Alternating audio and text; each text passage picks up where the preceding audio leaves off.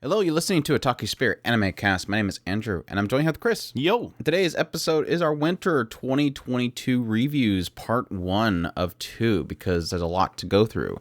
Now, I'm assuming with spring it's going to be like 4 parts, but still, we can say winter has a lot of shows for us to cover, so it needs 2 parts. But yeah, for this particular episode, we have Akebi, Sailor Uniform, My Dress Up Darling, Ranking of Kings, Orient, Slow Loop, In the Land of Leadale, The Orbital Children, Extraterrestrial Boys and Girls, Sabikui Bisco, Teasing Master Takagi-san, 3rd Season, World's End Harem, Sorairo Utility, Demon Slayer, Kimetsu no Yaiba, Entertainment District Arc, Mushuko Tensei, Jobless Reincarnation, Eris, the Goblin Slayer OVA. Did you watch that? Yes. Okay, good. There was a couple things we were going through the other day, and I'm like, you haven't yet? That was the first thing I did when we got back from our trip. I could not resist. Anyways, and the last one, 86, the second part, second season, the last 2 episodes, I just kind of go through our thoughts, our final thoughts, I guess, because we technically reviewed the first 10 episodes. It's just we had to wait for the ending, so we could talk a little bit about how we thought it kind of wrapped up. Not really so much detail because we already have that, but it is what it is. But yeah, as usual, we're at otakuspirit.com. You can go there for all of our information, our social media links, all that kind of stuff, how to support us. We definitely appreciate everybody that supports us.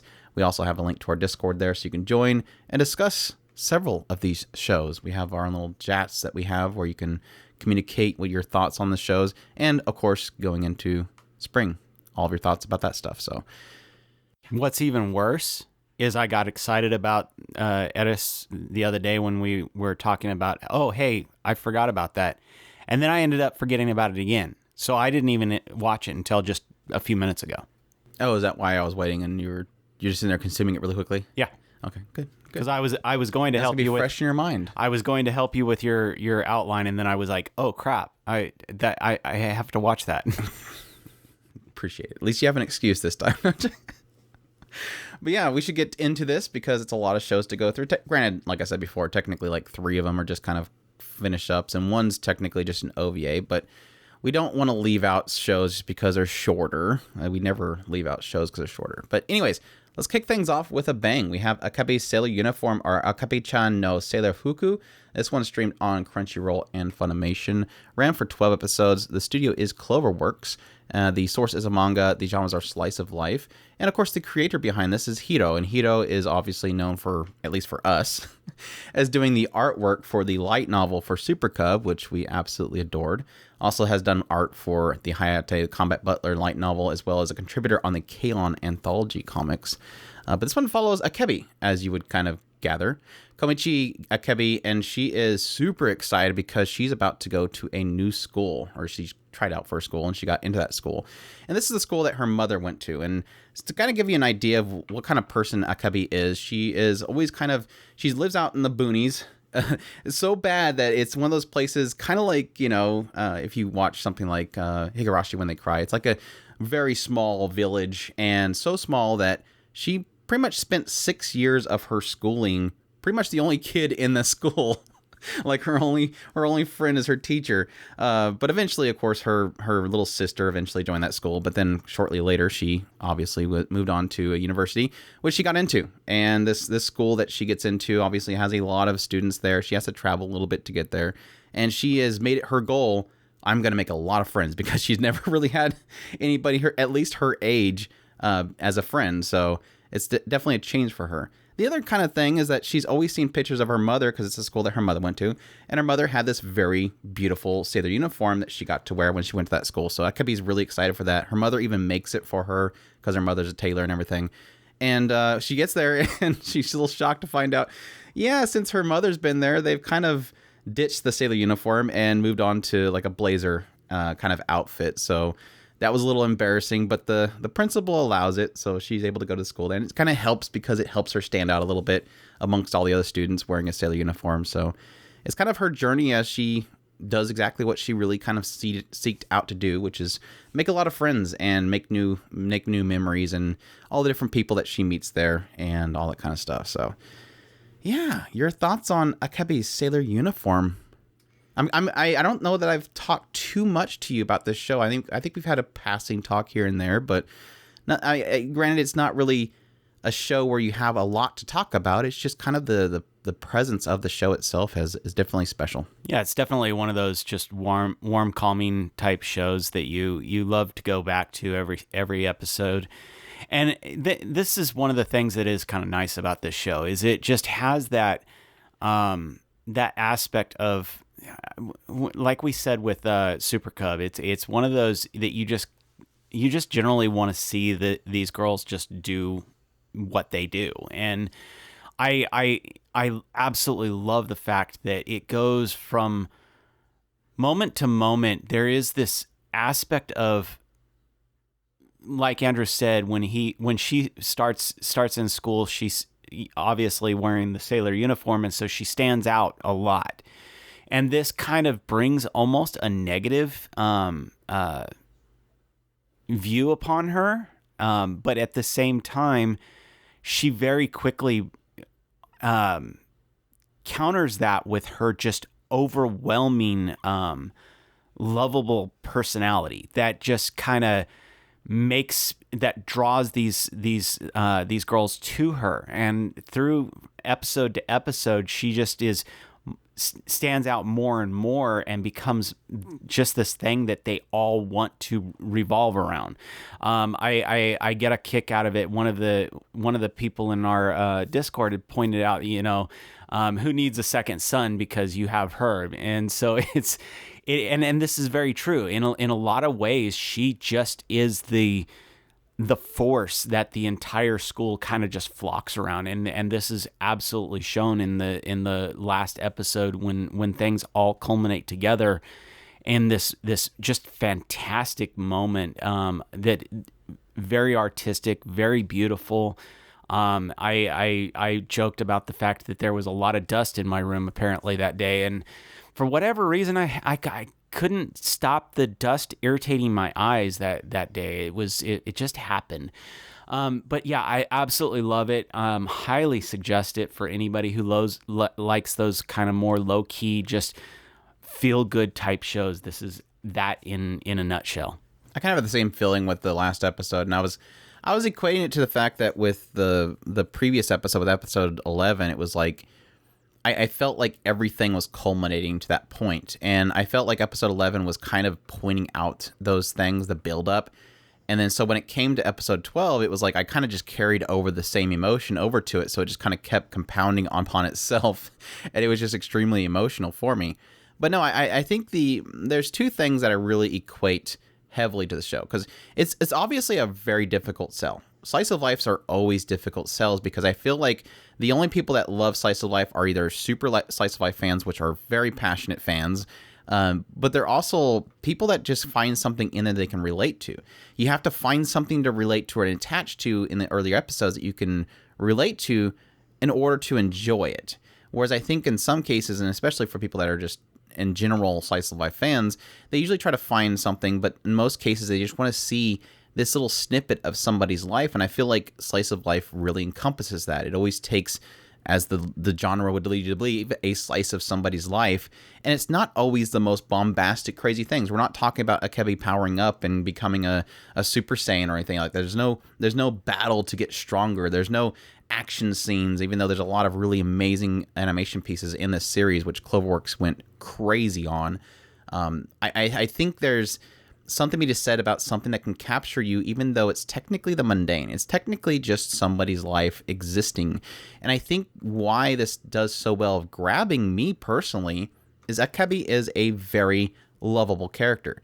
You want to see her succeed. She's pretty much like the daughter that you're watching and going, go girl, you can get them. You can make those friends you're looking for. And as it gets into the whole aspect of, her technically being alone so long of her life and not having friends her age, you're like, you really want her to have that. But I think there's, again, two aspects that I think this show does so perfectly well. And that's wholesome moments. There's just this is literally wholesome, the anime. There's so many moments where you're like, that was extremely wholesome and I'm just heartwarmed by it. But there's also the aspect of being able to pull off these impactful but not dramatic points. Like they're subtle dramatic points. I kind of joked about it with some people that it's almost like it's the opposite of melodrama. where, and to explain that is, melodrama, I don't like melodrama. Melodrama is something I actually go out of my way to avoid. I mean, I'll allow it to happen, but for the most part, it's not going to be enjoyable for me. And this is kind of like the opposite, where it's like under drama. Like it's these little small drama beats that you kind of see cracks in characters. You see wounds that characters have, but it doesn't focus on it. It doesn't go, okay, well, you've seen that, didn't you? Time to get into it. It's time to have a whole backstory about how tragic this character's had it.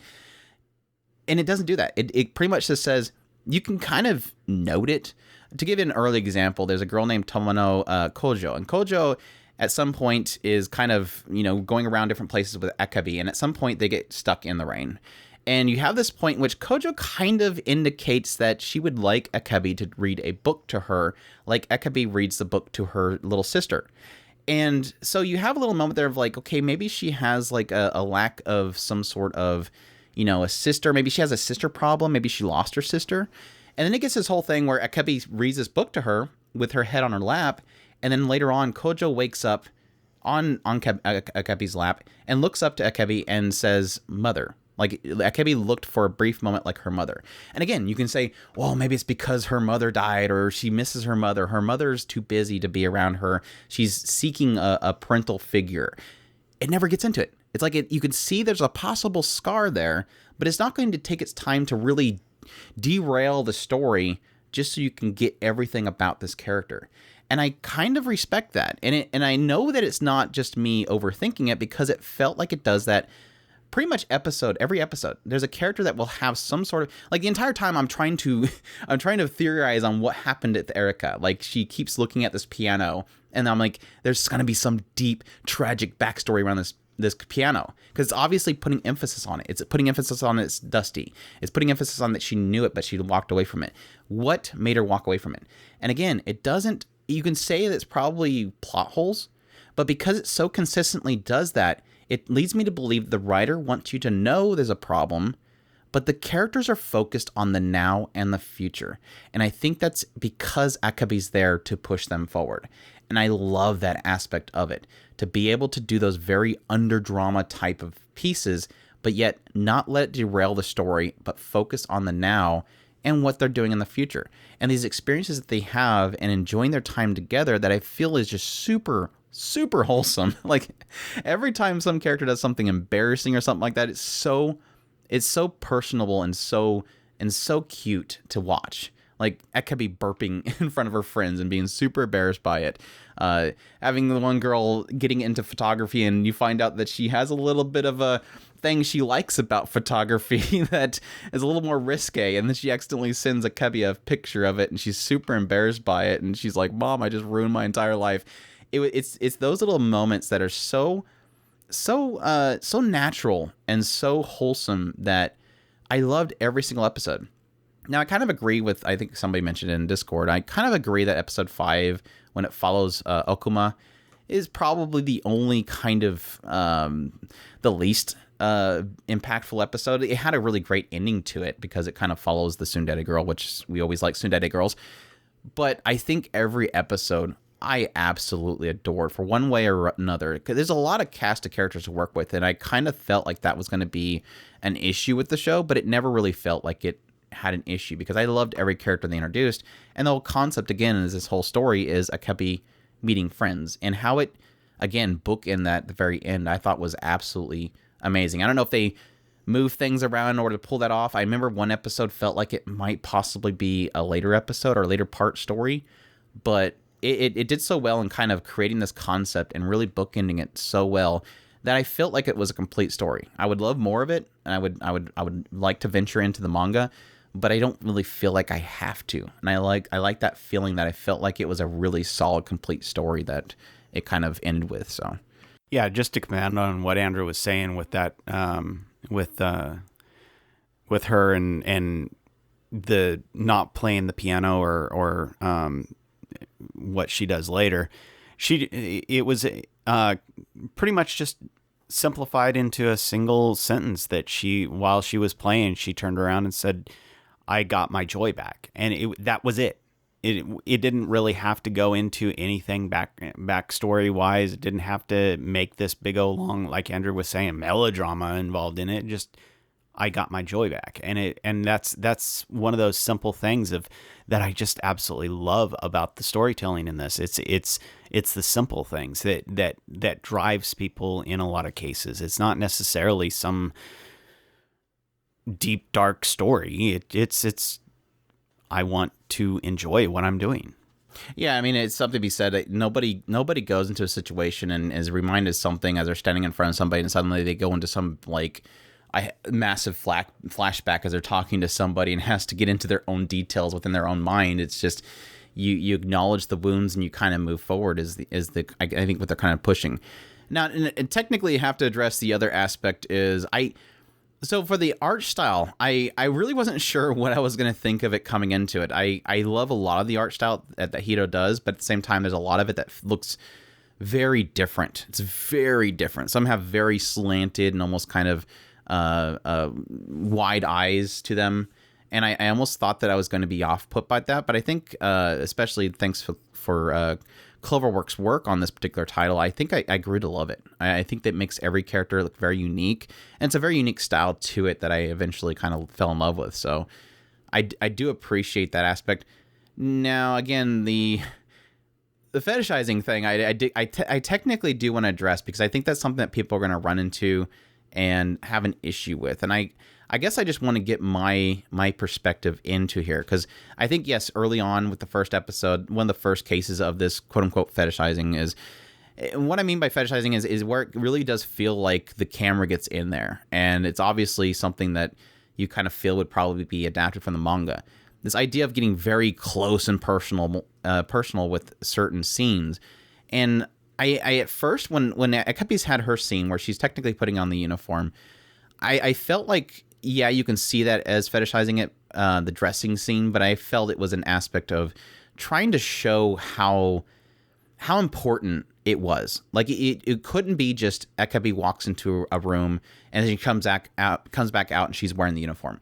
This was an important moment for her. She's been looking forward to it for a long time, so I felt like it had to have a scene where it shows her very, slowly and very, what's the word? Just putting on the uniform and enjoying the moment. And I felt like that was a case with a lot of other scenes where, again, it feels like it might be close and very personal with the characters, almost very uncomfortable in a way for some people.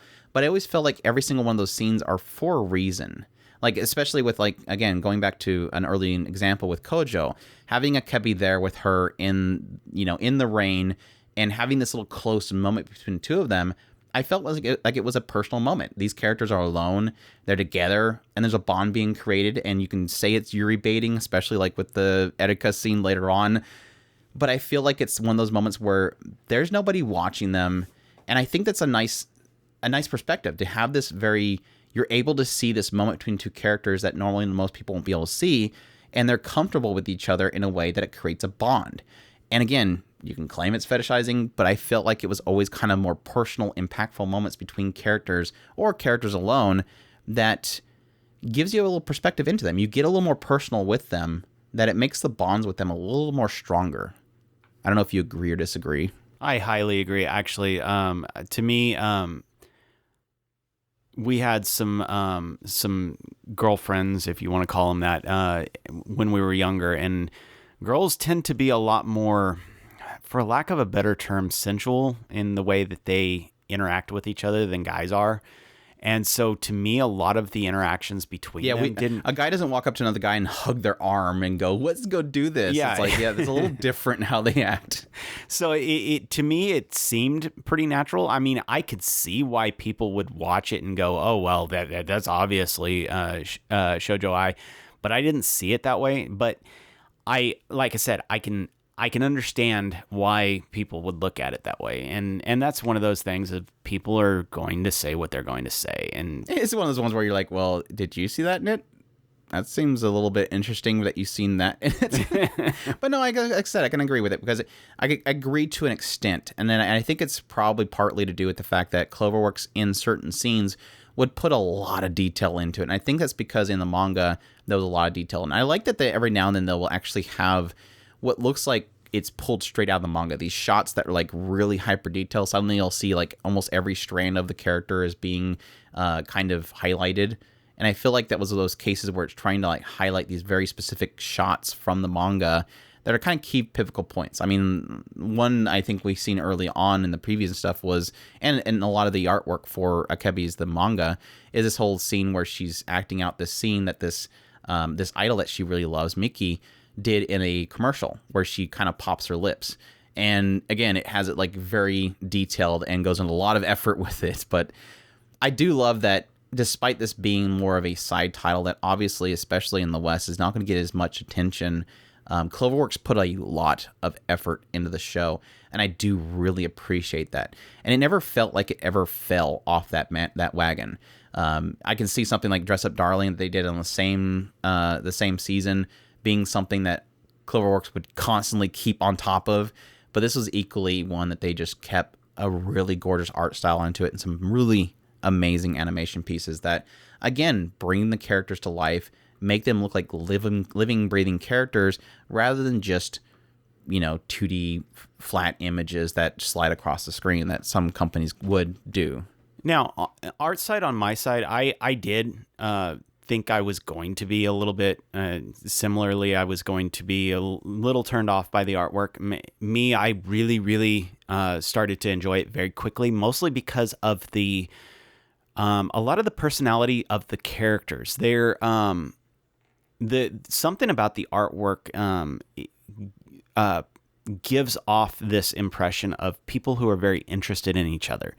And that I think is one thing that really stands out in the show is, like I said, everybody's constantly drawn into Akebi, and them having that almost kind of leaning forward into somebody else type, the way that the artwork looks is it looks like they're constantly leaning into each other. I'm interested in what you have to say. I want to know about you. And that the artwork absolutely screams that from the rooftops. And that is one thing that I absolutely love about it. And then it, like Andrew is mentioning, it just looks more natural as you start to get used to that off-putting style. You start to really realize that it just looks natural, the way that they move, the way that they stand, and everything like that. Can we also, before we finish, acknowledge the fact that this is one of the few animes that actually has a character that has a full family? A dad that's mostly present, the mother that is extremely caring and loving, and the best little sister ever, because Tama slap bottoms around friend. She this is giving you an idea. They have this whole thing where essentially Akebi has always slapped her own butt to entertain her little sister when she was very young. So her little sister like gravitated toward that, and she felt it was necessary to let the friend know that the thing that she loves about her sister is her butt makes an interesting noise when you slap it. So good. Again, embarrassing moments done just so well. Love it. It's just great characters, a great little family. So yeah, we've actually, this is scaring me now that we've talked that long about one show and we have so many other shows to watch or talk about. But Dress Up Darling, My Dress Up Darling, or Sona Bisque Dal wa Koi wo Suru. This one is streaming on Funimation, around for 12 episodes, done by Studio Cloverworks. The sources of manga, the genres are seinen.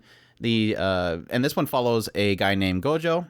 And Gojo, when he was very young, became extremely interested in Hime dolls because his grandfather makes Hime dolls.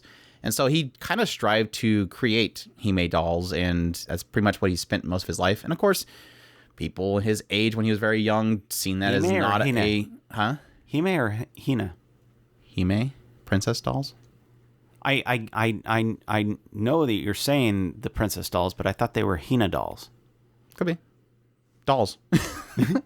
Anyways, and of course it's not accepted by anybody his age, so he kind of became an outcast and been pretty much alone most of his life. At some point, he was going to create some fabric for one of them, and he decides to use the one at the home ec class because his sewing machine at home broke. And when he's there, one of the most popular girls in school, Marin, walks in, and he thinks, man, she's going to make fun of me and all this kind of stuff. And turns out she gets really excited. It's like, oh, you could do this stuff? That's amazing. And then she brings out this cosplay that she's been working on, and he criticizes it heavily about the work that she's done on it, the sewing and all the seams and everything like that. And she basically talks him into, hey, can you help me make a cosplay for this character that I really, really love? And come to find out, obviously, that it's from a very, very ecchi, more aimed to boys visual novel. But he agrees to it. And so the two of them kind of work together to create cosplay for Marin that for characters that she really, really loves. And you kind of see the bonding that happens between the two of them as they grow together and explore the world of cosplay and all the things around it and meet other people. So your thoughts on My Dress Up Darling? Little side tidbit. If anybody that doesn't know, the dolls are for Ladies' Day, if I remember right. It's an interesting aspect to consider that a lot of the things that he is driven for was something that was also his frustration. And because of the fact that he, and this is something that shows in his growth as a character over the course of the show, is that he's frustrated because he can't seem to get to a certain level that is similar to his grandfather. And as he grows as a character, his craft becomes better. And this is one of those things that I absolutely love, that they actually took the time to point that out. And his grandfather even points it out, and it was almost this Miyazaki moment of and I absolutely thought about it when the grandpa pointed it out, is you have to, if you're interested in art, if you want to be good at art, you have to have an interest in the thing that you're making art of. So in his case, he's trying to make art of dolls that reflect humanity. And because he didn't have a lot of interest in humanity, he was at this brick wall. And when he starts to grow as a character and taking interest in people around him, suddenly his craft started to grow. And I absolutely loved that kind of moment was encapsulated in there. Other than that, I absolutely love a lot of the characters. I love the interplay between Gojo and Marin. They're just so adorable together. I thought that the in cap of the story had a very fantastic moment. It's just all around a great show. The artwork is absolutely fantastic. I love a lot of the cosplays. I love a lot of the sweet moments. I love a lot of the actual character art. Just love this show all around, and highly, highly suggested. I don't know what you talk about, all this mumbo jumbo. It's all about Marin and how hot she is. What in the hell are you talking about? There's no story in here. It's all about Marin, who is the plot. No, it is one of those cases where when you're looking into My Dress Up Darling, or at least the thing that will draw you to want to look into My Dress Up Darling is obviously going to be a lot of the great, let's say, very cultured artwork of Marin. She is pretty much the drawing. I felt like Marin is the poster child, and then Gojo is the thing you see when you come in the door. Is kind of the aspect there is, and the both of them are great. I love the ecchi of Marin. I love the cosplay that she gets in. She's a very gorgeous character, and Cloverworks puts in some amazing animation into this. Like this is like a rom-com, but yet is probably the most animated, besides maybe the Entertainment District arc of Demon Slayer, the most animated show in this entire season. It's just Cloverworks literally broke everybody just to animate this thing and make it look as incredible as possible. I mean, besides maybe one really interesting choice of animation style in one of the episodes that I felt was a little jarring, for the most part, this show just looks extremely lively. There's something to be said about making characters constantly move, their clothing, their hair, everything constantly flow to give it, again, kind of like I said with Akebi, a lively and actual natural human-looking look that makes it a little more easier to sell you on the character and the story they're telling. But putting aside Hot Marin, I do really love this show. I think it's one of those things where you get drawn in for the artwork and you end up finding a story. You end up, and it's shocking to me, and it was a shock I mean, in even the first episode and even in the second episode, how much of the story was Gojo. Gojo does have a story here, and it's his growth, his coming out of his shell, and having new experiences. And like you technically said, these experiences that technically mold him as an artist. And to kind of put that alongside the element of cosplay, which is honestly something surprisingly very little representation in anime. You would think there would be a lot of stories following cosplay, when in fact it seems like you only really have a side character who'll be in cosplay. I mean, yes, technically like something like Angel Flew Down Upon Me, they technically had one of the main characters was highly into cosplay, but it wasn't really technical about it. You do have like side characters in other shows, like I can't think of the name of it right. Genjiken. That technically had a character in it that was into cosplay, but it's never usually typically the focus. And I felt like this was a strong focus on the cosplay, and so it was really interesting to get not only an insight into the industry itself, but also more of a beginner's insight into it, because technically Gojo and Marin are newbies in the whole ordeal. You don't have until later on you get into Juju's character, where you get into somebody that's seemingly very serious about the art itself, but mostly in the perspective of a fan. And I do like that. You can technically have somebody that's super serious about cosplay, and it's a business to them, which again is, I think, filling more into the realm of Juju. Whereas I think Marin and Gojo is coming into it from a perspective of Marin's love for the characters themselves, and the love for something that you love for something despite the fact that other people might look down upon it. And I said several times when this show was airing that I felt like this was a perfect show for the perfect time. I think in the wake of things that kind of unraveled with last year, obviously the anime awards and what people loved and what people hated, it's one of those perspectives of loving something you love despite the fact that others don't like it. And the idea that despite the fact that people will look down upon you for loving something, in the case with Marin, loving this one character that's from, again, technically a boys' visual novel that's very erotic, she doesn't feel like other people appreciate the thing that she appreciated. And it wasn't until Gojo would view it and give it time that she felt like somebody else appreciated something that she loved.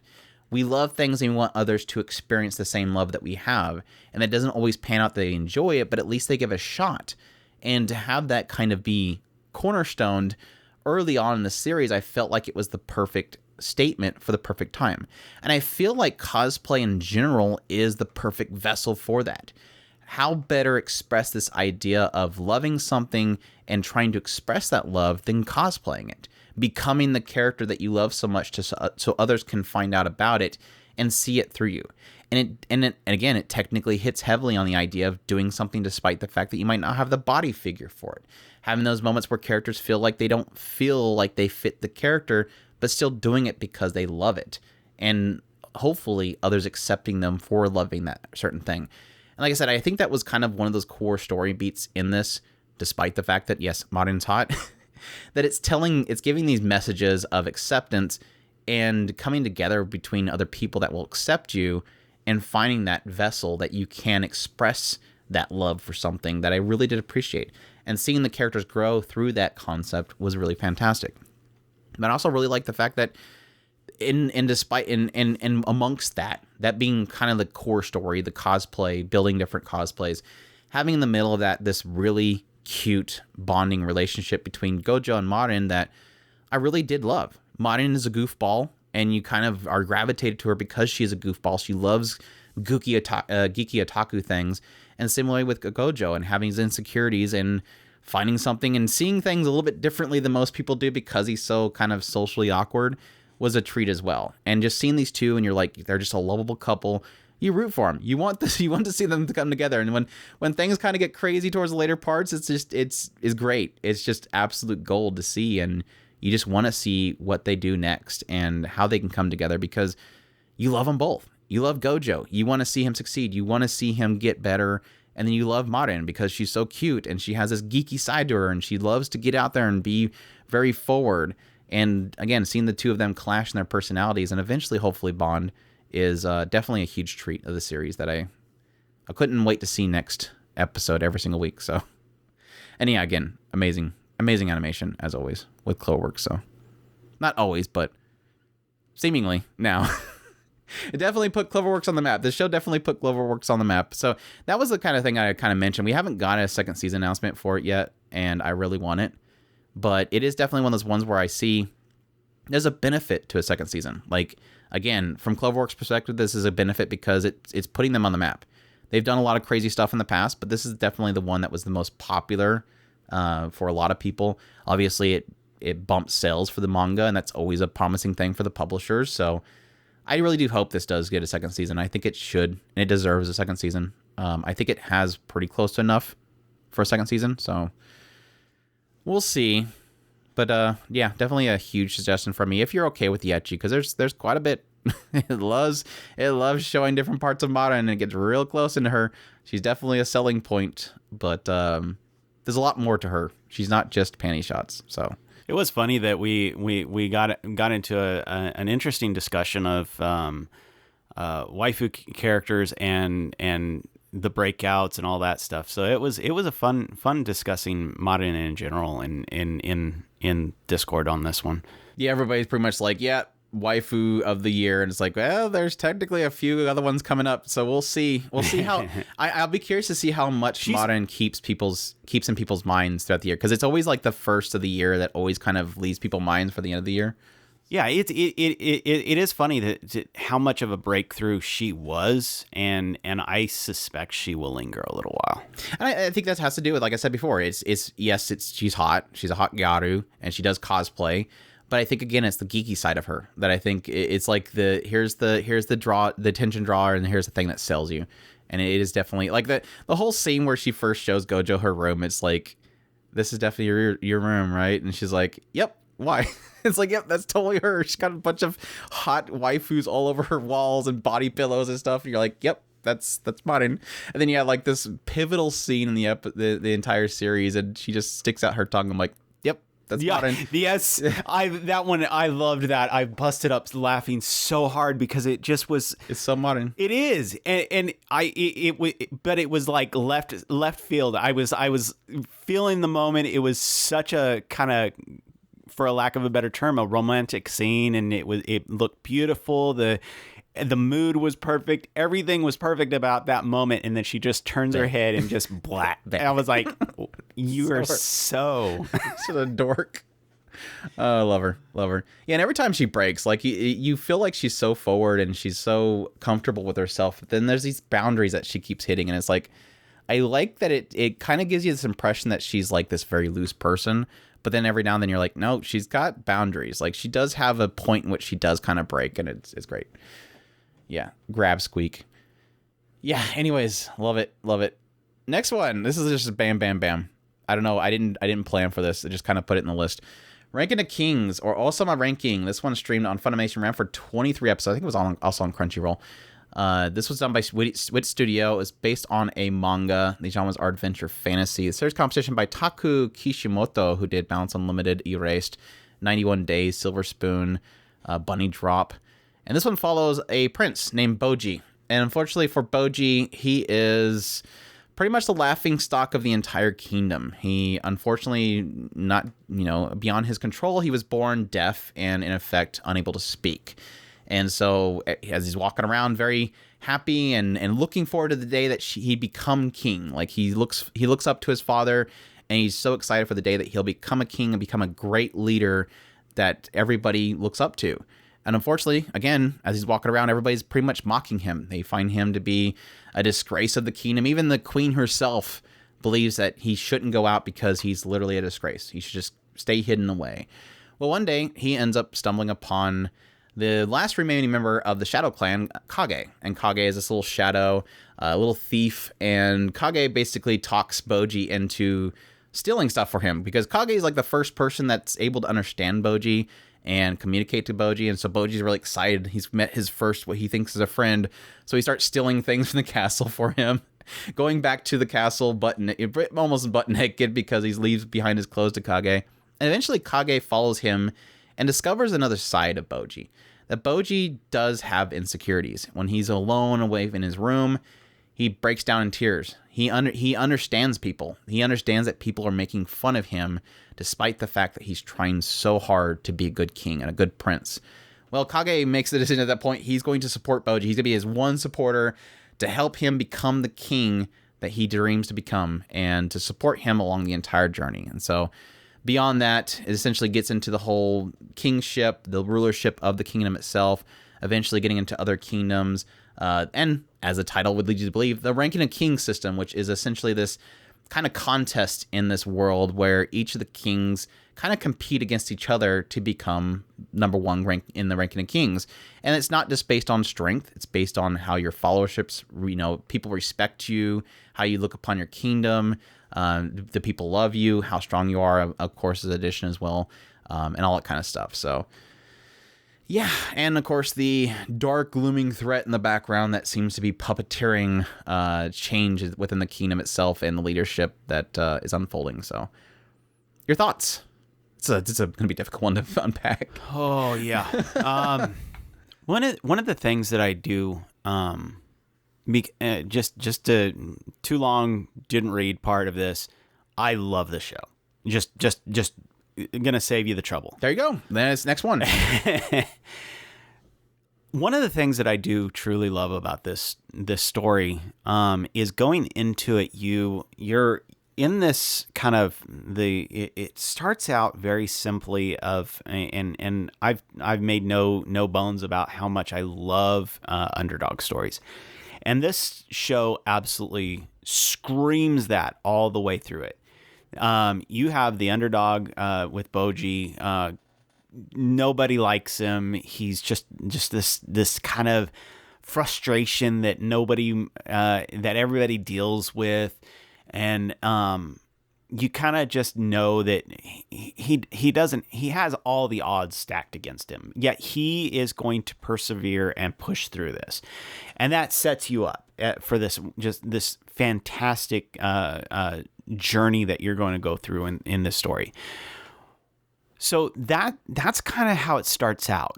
How it ends becomes a weaving story of redemption upon redemption upon redemption upon redemption. And this is one of the things that I absolutely love. I've screamed several times that every character should deserve a redemption arc. They deserve it. Now, whether or not that redemption arc, if you want to accept that redemption arc or not, that's on you. But when it comes down to it, they should all deserve a redemption arc. And this is real life or in stories. Redemptions are one of those things that are very, very hard to play in a story, because you have to prove that that character has motivations that are, in some cases, not necessarily always a pure motivation, but they have some kind of a reason for what they're doing, and you have to make that believable. One of the best examples of redemption in this show, and I scream it, I absolutely love Healing. I think she is such a fantastic character in this story that is very, very misunderstood at the beginning. You think that you understand her motivations. You think you understand who she is. She comes off as this Cersei all the way through. For those of you that know Game of Thrones, she just is this, I am entitled. I am the queen. You will bow down to whatever my whims are at any moment. And then by the end of the show, you walk away understanding who she is, and she is very misunderstood at the beginning of the story, and I love that. And she even in her reflecting upon her own actions, she even notes that she made mistakes, and I love that she does that. And these are the things that there's no, I can only think of one character that I kind of wish there was some kind of a handling of that story a little bit more than what they did. I'm not saying that I disagree with what they did. I just felt that it should have been done a little bit more.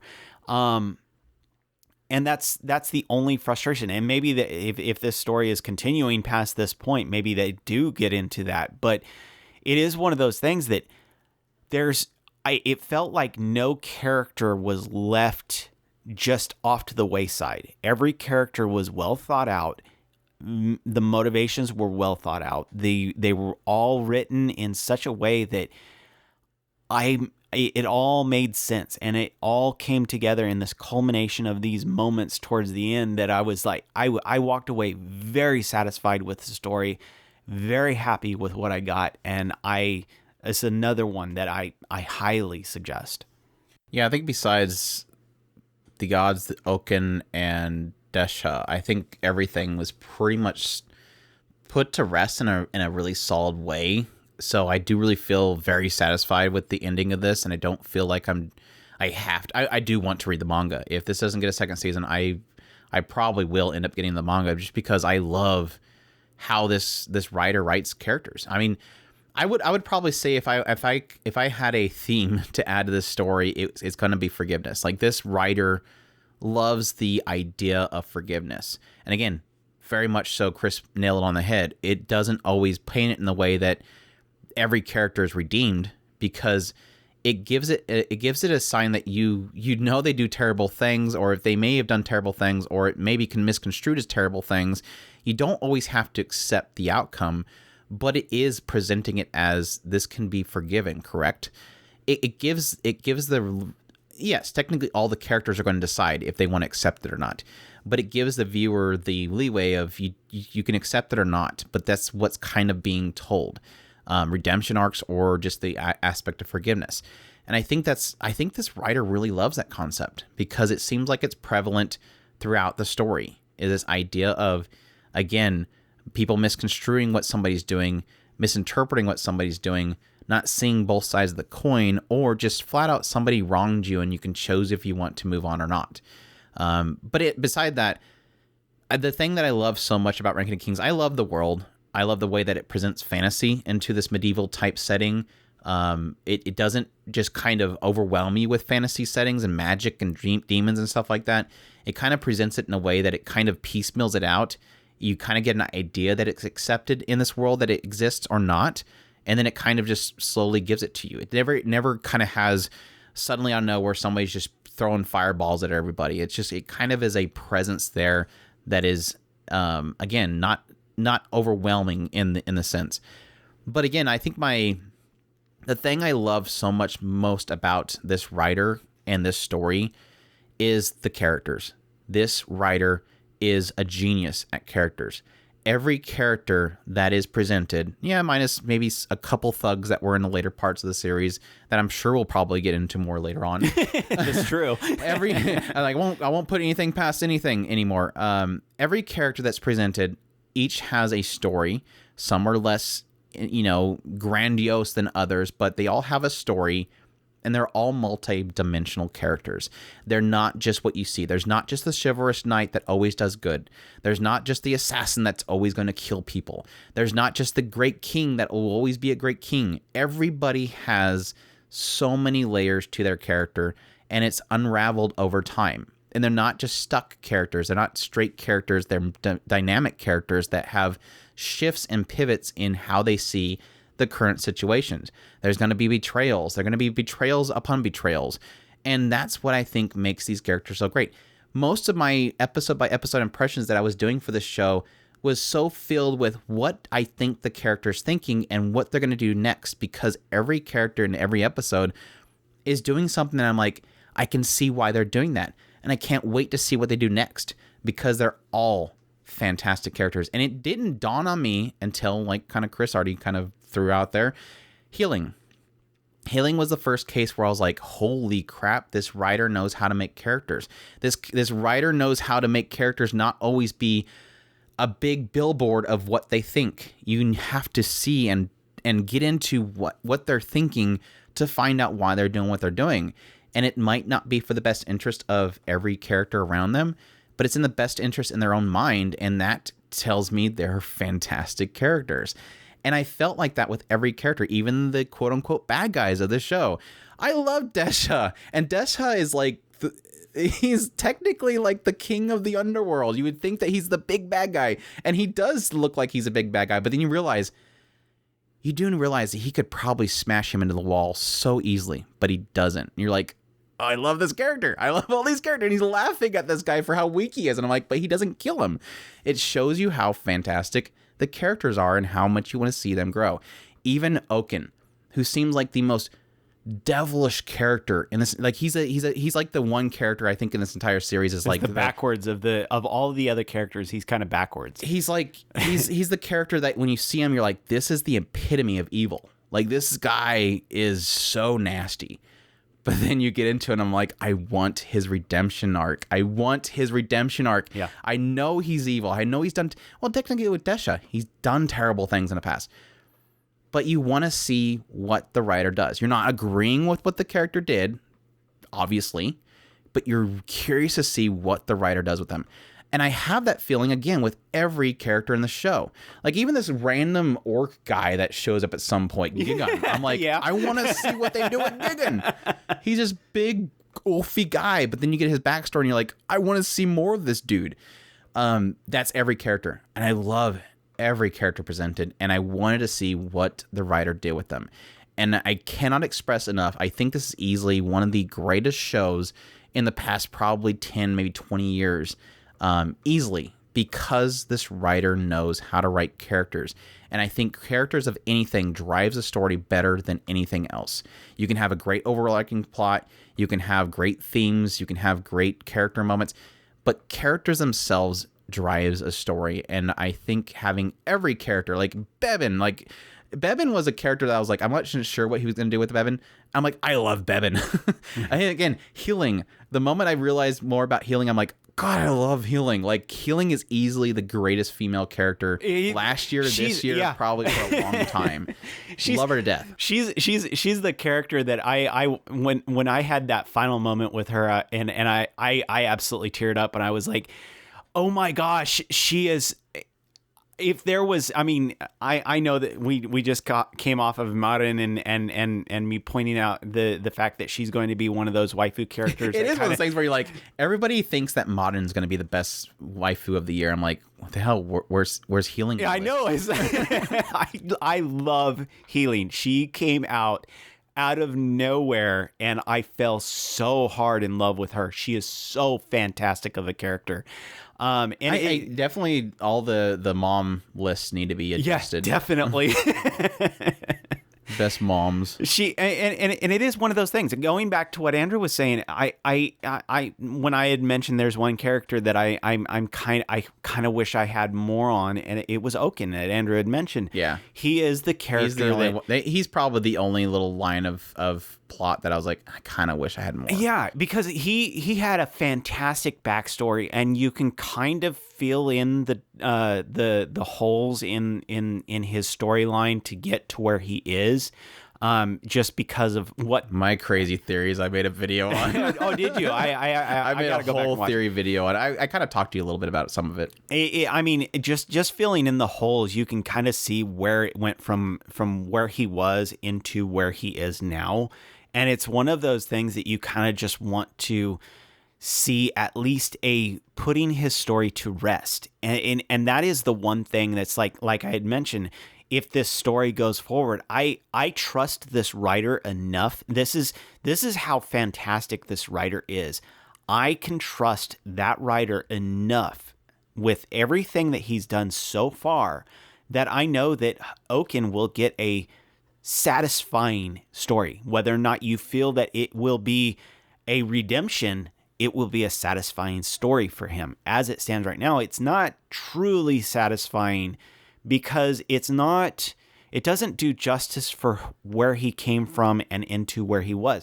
This is what I'm trying to say, is each one of these characters, their motivations are not necessarily always what they seem at first. There's always these hidden agendas that all that motivation makes sense when all is said and done as to why they were doing what they were doing. The other thing that I do want to address is there's obviously a kind of the book by its cover aspect. This is definitely one of those ones when you've seen the key art for and you see this wide circle-headed Boji on the cover, you're like, holy crap, we're going back into the 80s for art style here. I do think it's interesting to note that I do find the art style charming, but it's one of those ones where the art style isn't really an indication of some sort of it's going to be cartoonishy or something like that. This does have a lot of violence in it, but it's one of those things that's again a kind of a sign of how good the writing is despite the fact that every character looks extremely different, some characters look extremely cartoonish, it all fits together.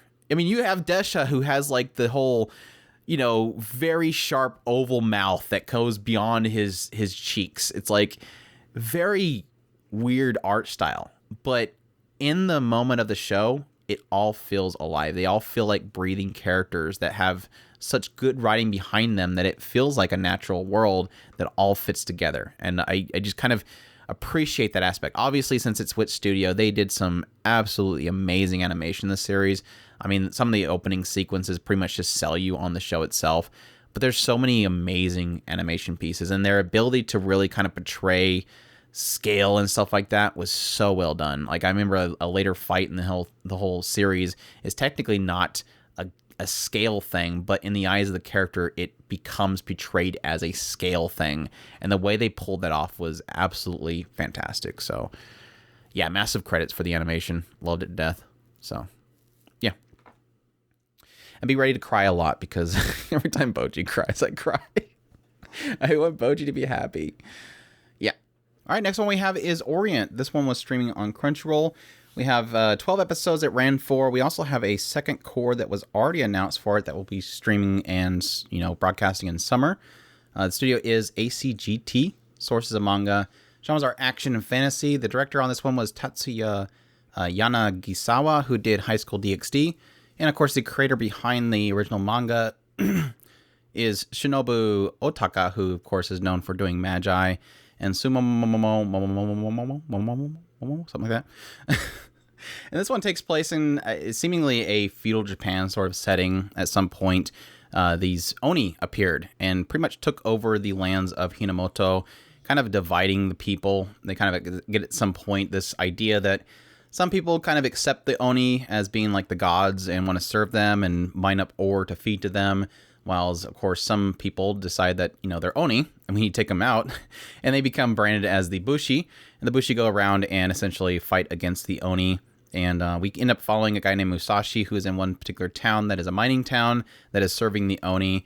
But Musashi was raised by a former Bushi, and this Bushi is kind of instilled upon him and his son Kojiro that, Bushi are honorable people that fought against the Oni, and that should be a thing that happens in the future. So Musashi claims eventually he's going to rise up and become a Bushi, but eventually, after they kind of confront the Oni, they realize, they're not so good, not so tough.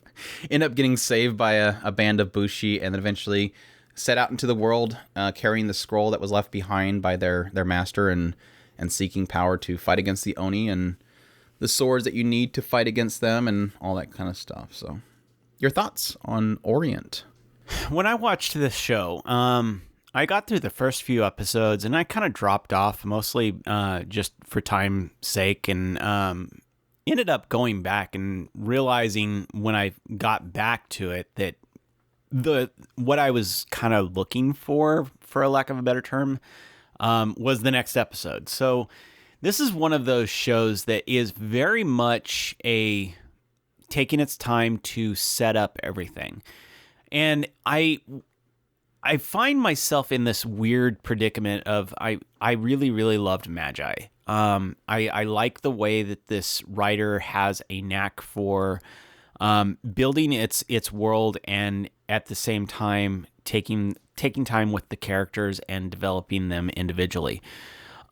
This one is one of a bit more frustrating to me in most of the fact of, while it does decently well with its characters, I wish it did more, but I'm hoping that it's just saving those cards for later on. And this is one of those that I desperately want to see the next season of, mostly because I know this writer is good. I've seen what this writer can do. I have a lot of desire to go back to Sumomomomo. Mostly because I as much as I know that people love Magi, I do know that a lot of people love Sumomo as well. And so I'm in this kind of weird situation of hoping that it's just that we haven't gotten to the point where this this story really opens up. And in the next season, it will actually really open up. It does have all of the hallmarks. It has the factions set up. It has the setting up of a wild card per se. It has the setup of a quote unquote bad guy, if you want to call them that. So it does have a lot of things in it that are naturally set up for a kind of shonen-esque epic system that you're going to end up going into and watching forever and a day. So I do love that. But other than that, I'm just generally ambivalent, and I enjoy what has been set up so far. Yeah, I think the biggest problem that Orient has is it's his slow burn. And with so many series that really are viving for your, that are, striving for your attention, it's like, it's the one that's going, I'm going to take my time. Everybody's also like, you better get good. I got this other show I can watch. And like, no, I'm going to take my time. And so there is a struggle there, and especially within the idea of like suggesting Orient, is that it's just like, it's taking its time and it's not really doing anything that's grabbing attention early on.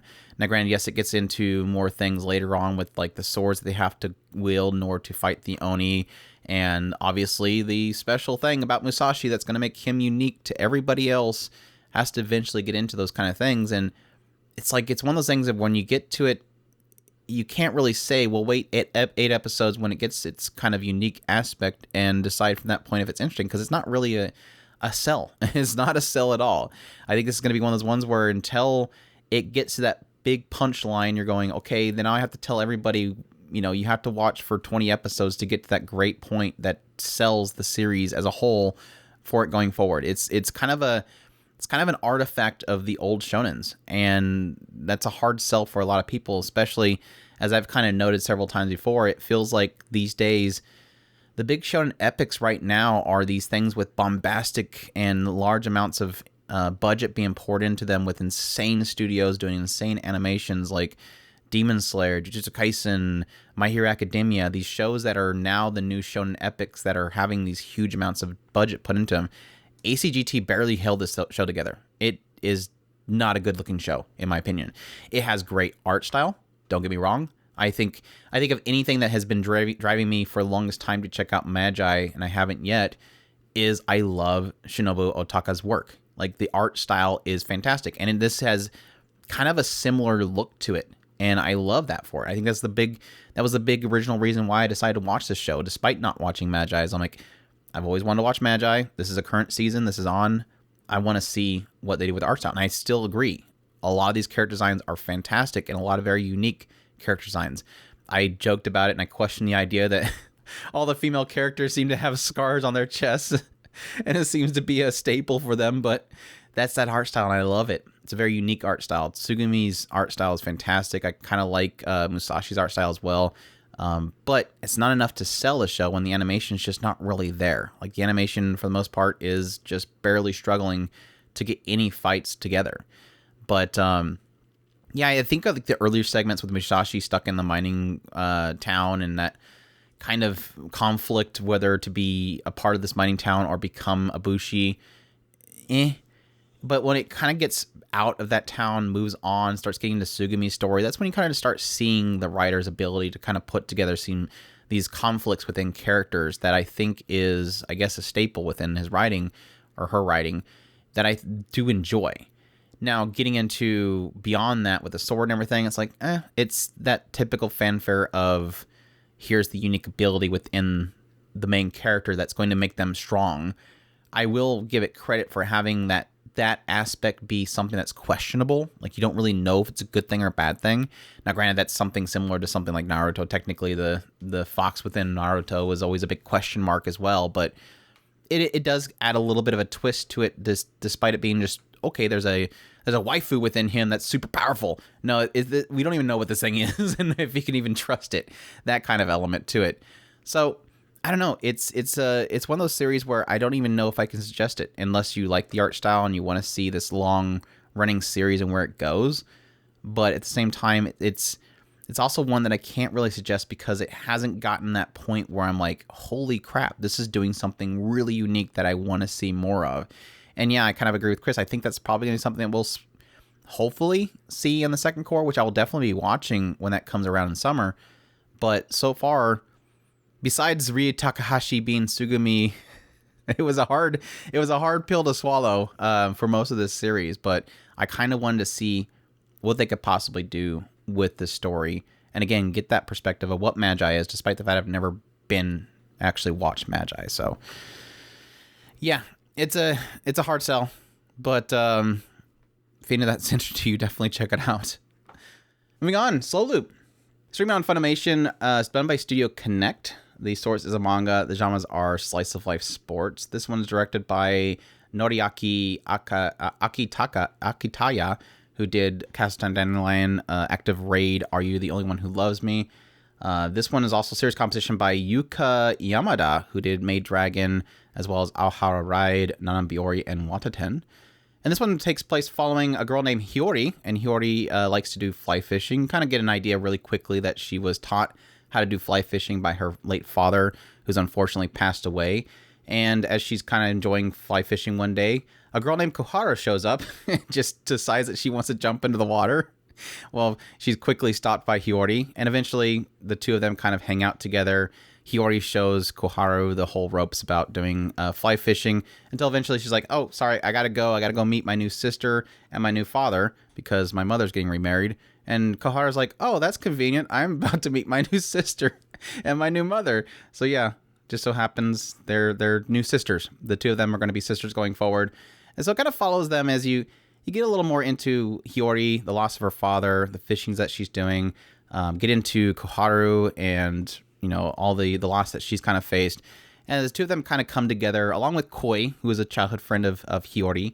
And the three of them kind of explore fishing. And at the same time, you get a little sense of, you know, the idea of loss and healing and moving forward kind of thing. So your thoughts on cute girls doing fishing with crying? Yeah, this is like Andrew had mentioned. There's themes of loss. There's themes of acceptance.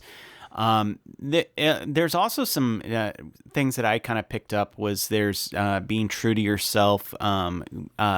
In a lot of cases, one of the things that does kind of really shine is it takes a heartwarming method of taking each one of these characters and placing them in situations where one of the things that we kind of talked about when we were doing our first impressions of that really kind of chimed with me in particular was this being true, even though there is a something that is like Andrew had mentioned, this loss aspect of these characters have lost a loved one, and one in particular character, something that she truly loves is tied in with the person that she lost. And so this kind of being true to yourself and not necessarily allowing that thing that you truly love to get bogged down in those bittersweet memories and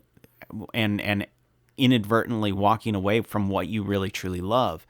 And so there's a lot of those themes going throughout this storyline, and going into latter episodes, you start introducing some other characters who are, like I was mentioning, the be true to yourself, who are kind of in some ways they're through society being told that you shouldn't do the thing that you love, and then turning around and sharing that which you truly love with the people that you care about. And so those storylines are throughout this entire show, and it's very touching in a lot of the cases that they the ways that they do those things, and very heartwarming and sweet. And of course, this is cute girls doing cute things, so it's all done with that bow on top of, oh, how cute they're doing it. They're tying a fly in on a hook, and it's so I absolutely love this show. It's sweet and just a lot of fun. I think a lot of the conflict that we were having early on was I was mentioning to people that Slow Loop was a fantastic show because it's cute girls doing cute things, but it's making me cry a bunch. And everybody's like, but it's not like a tragic show. And I'm like, yeah, I know that, but it's still sad. Like, it's this whole idea of having a cute girls doing cute things. They're obviously doing fishing. They're obviously cute. I did a great job on it. I kept reminding myself that it wasn't Dogakobo, because Dogakobo always does the really great, cute girls doing cute things shows. But it's just really this aspect of having something that's very personal. Like you have, like I mentioned earlier with Akebi's Sailor Uniform, this idea of slice of life are generally typically good for people whenever they can relate to the situation. And obviously related to this a lot. Having Hiyori right off the bat talking about her losing her father, and I'm like, yeah, we just recently lost our father. And then she's talking about all these things that her father taught her and that she's doing. And I'm like, yeah, there was a lot of things that whenever I think about certain things, I think about my father because he taught us those things. So there was a lot of relatability in this idea of having that void. Like Hiyori has lost something and she has this void that is now there. And she's kind of not really trying to replace that void. She's trying to find some way of kind of moving forward with that void in presence.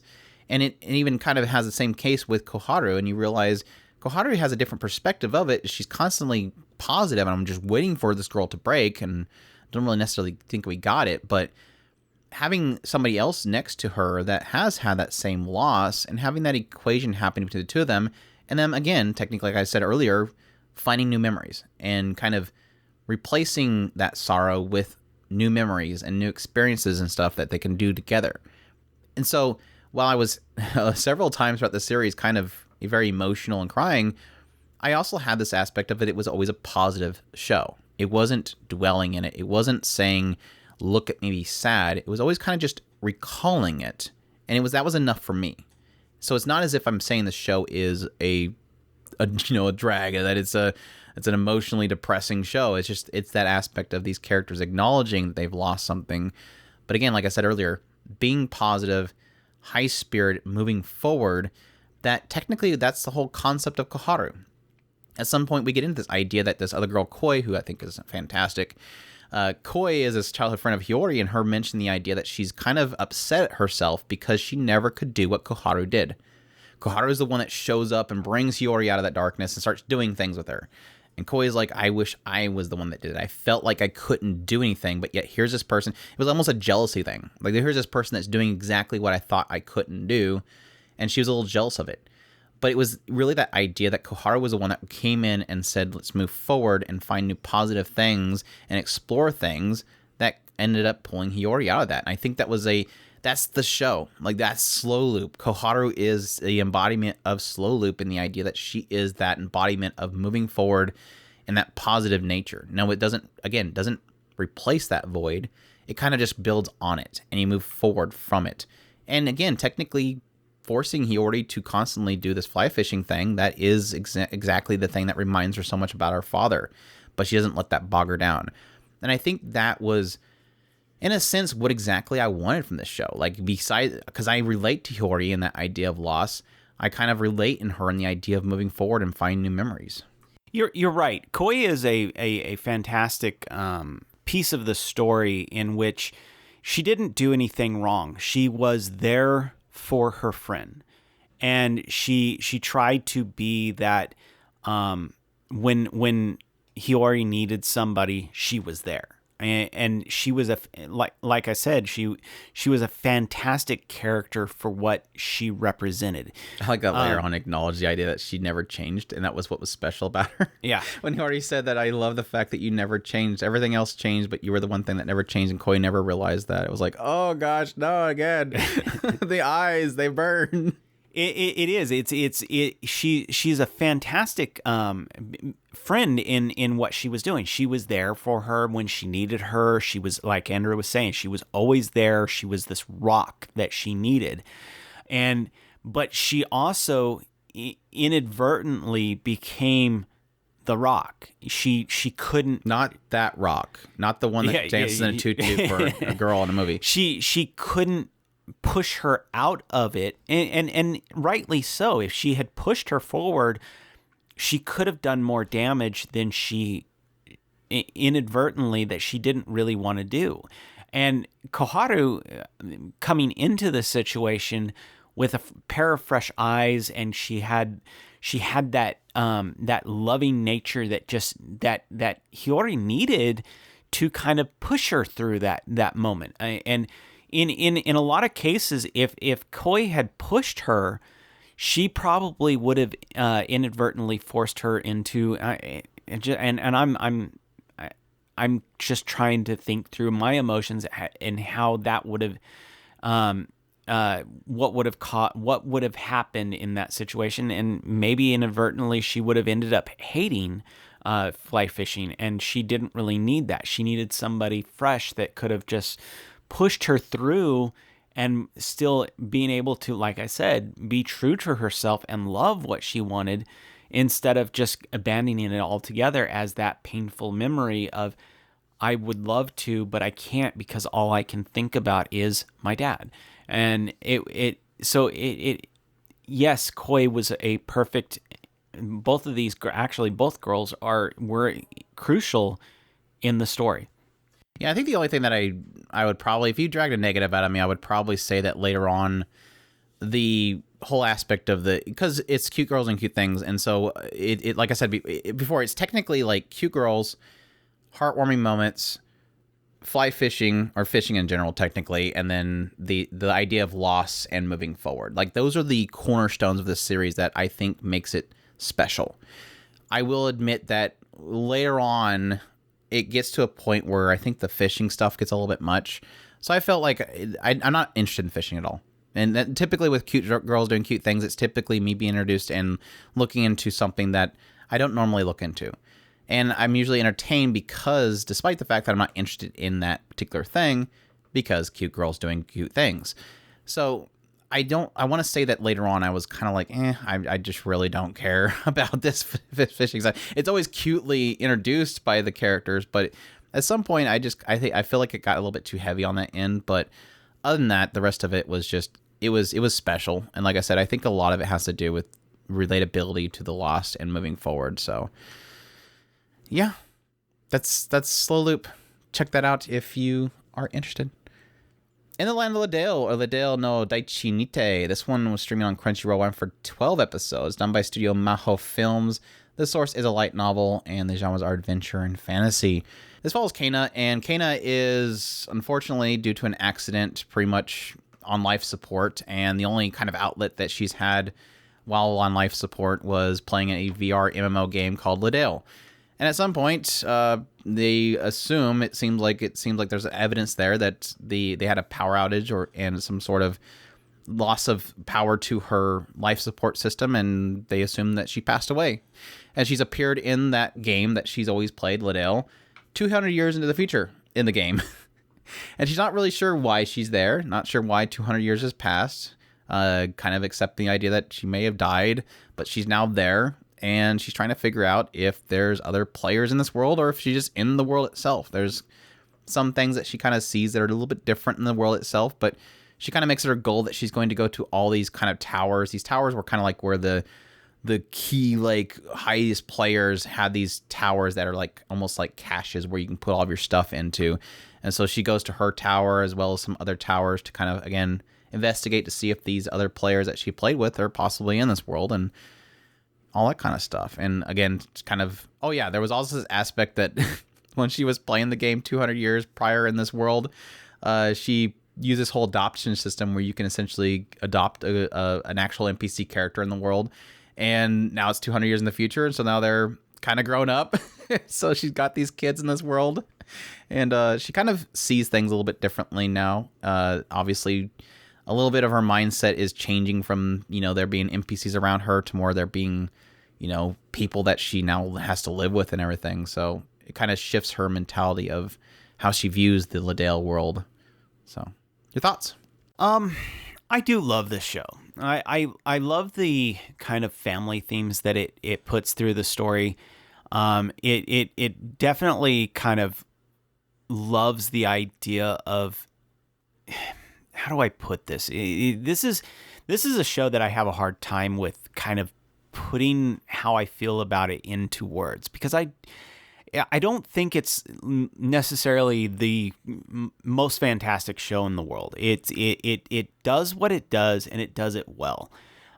It Like I said, I enjoy the interactions between Kenya or whatever, and her adopted character or family. They're absolutely goofy as all get out, and her interactions with them were just too much fun. Where I think this show really shines is the character interactions more than anything else. It has these really fun, just enjoyable moments, and as she goes through this storyline, she falls more and more in love with the world, it seems like, and she just becomes more and more protective of the world, almost like she was saying, "This is my world, and I will protect it." And she almost laid down the law of, "This is not going to happen around me."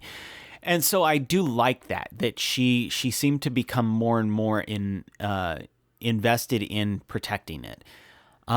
So I do like a lot of those aspects, but in some cases it just felt like it was meandering a lot. Like it was trying to find what it was that it really wanted to do, but not at the same time. It didn't want to go full bore into this, go from tower to tower to tower to tower to tower. It really wanted to tell this story of her just experiencing the world. And that, I think, is where this story just really shines, of her just enjoying the world and loving the characters in the world. And that's where I am. I like a lot of aspects of it, and some things I kind of just wish were a little bit more done. There was more done to them. Yeah, I think the difficulty that I face really is I don't feel like I enjoyed most of this show outside of Kana and the whole parental thing. Like, because I think that's where the gold is. This is a very, especially early on, I wasn't really sold on the show at all. It wasn't until she starts getting into the kids, Kartots, Scargo, Mai, starts getting into those aspects, and that she's not really a mother, but she's technically a mother figure. And so there's a little bit of an element of the air of this kind of young person just accepting that this is something that she has to kind of deal with. And Kana's personality is literally the show. Like, I love her personality. She's definitely not your typical main character. She's obviously a female character, being an isekai, which is rare in itself. She's an isekai female character that's not just going to another world to be romanced.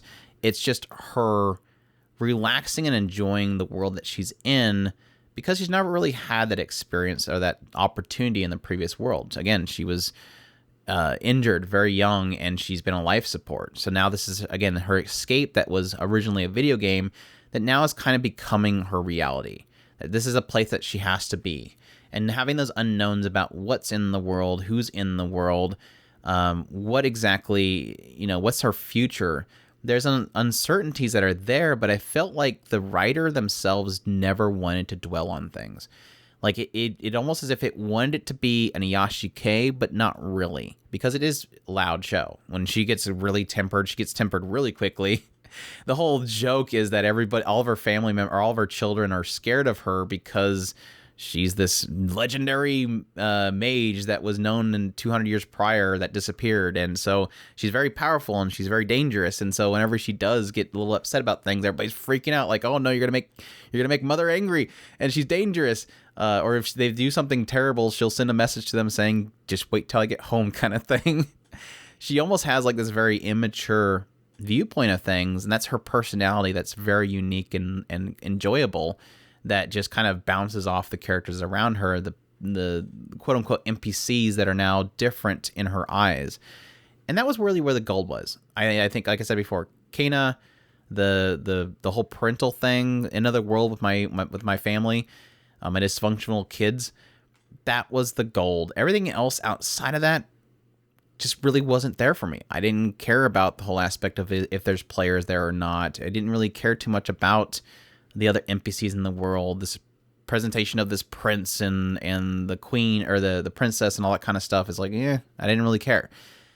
So I think that's where it's a damper for me. It didn't ruin the show for me, but that was kind of the damper. Thankfully, having Kana be the main character of the show, I didn't have too much issue with those lulls, but it does make you kind of wonder about the show and the future of it. Like, what is it doing going forward? I'm kind of assuming there might be a time skimp after the end of this the show, because it feels like at the end of this season, it felt like she came to a point where she's settling. And I'm curious with the story going forward if they would do anything additional. I haven't seen any signs of another season, but I would be very curious to see what they could end up doing with it going into the future. But I don't know. It's unique in the way that it presents a lot of things. The trapped in the video game aspect is definitely unique with this particular story. There's another show in this season that's technically doing the trapped in a game pretty much the same exact way, which is really weird. But yeah, I don't know. It's a hard sell for me, but I think if you're looking for like a laid back show, I think similar to something like I've been killing slimes for 300 years and maxed out my level, very similar to that. The idea of another chance. I want to enjoy life, but then there's shenanigans. But yeah, it didn't look fantastic. It worked. It wasn't a terrible looking show. At the same time, it wasn't fantastic anyway. So yeah, that's Land of Leadale. Check that out if that's interesting to you. The Orbital Children, Extraterrestrial Boys and Girls.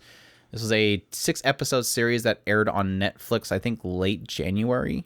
It was a full drop show. It was technically 3 episodes per movie. There was 2 movies in Japan, but they just dropped it all in 6 episodes on Netflix. The Japanese title is Chikyogai Shonen Shoujo. This one was done by Studio Production Plus H. The source is an original. The genres are sci-fi adventure. And the big interesting thing about this, and the reason why I just immediately gravitated towards it and ate it up, is that the creator and director was Mitsuo Iso, who is, of course, known for creating and working on Den Coil. He's also worked on Neon Genesis Evangelion and key animation for a lot of other big titles. So, yeah, I obviously, the drawing point was Iso. Obviously, I was a huge fan of Den Coil. So, knowing this was kind of supposed to be within the same universe, but not necessarily a sequel or anything like that, was definitely what I gravitated towards. Obviously, the thing that I love so much about Den Coil was the aspect that it was kind of built around kind of a believable future tech. It was technically set in Japan, but it was like just slightly in the future where there's augmented reality and all this kind of stuff, like a parallel net world that was kind of believable that I really liked. And that's something similar to what I got from the first trailers for Orbital Children, as this idea of like a not so distant future and tech that I can kind of believe exists, which I think it pulled it off. So in certain respects. So for those that are not aware of this story, it essentially follows a guy named Toya. Well, to give you some backstory, essentially mankind at some point wanted to travel to space. So they moved to space and they started having children there. I think they had like 15 children early on. But unfortunately, 10 of those children died really quickly. And they realized really quickly that it seems like children don't kind of, mature and grow naturally in space, and that's why they're dying away. And so this high-tech AI essentially created an implant they can put into the children's brains that'll kind of, help them develop properly, work on their hormones and stuff properly so that they can develop properly and not die. Well, unfortunately, this AI got too smart, and so mankind decided to shut down that system, even though that system was essentially what kept those children alive. And they've kind of put in effect to all AI into the world itself, kind of limiters that prevent it from getting too smart.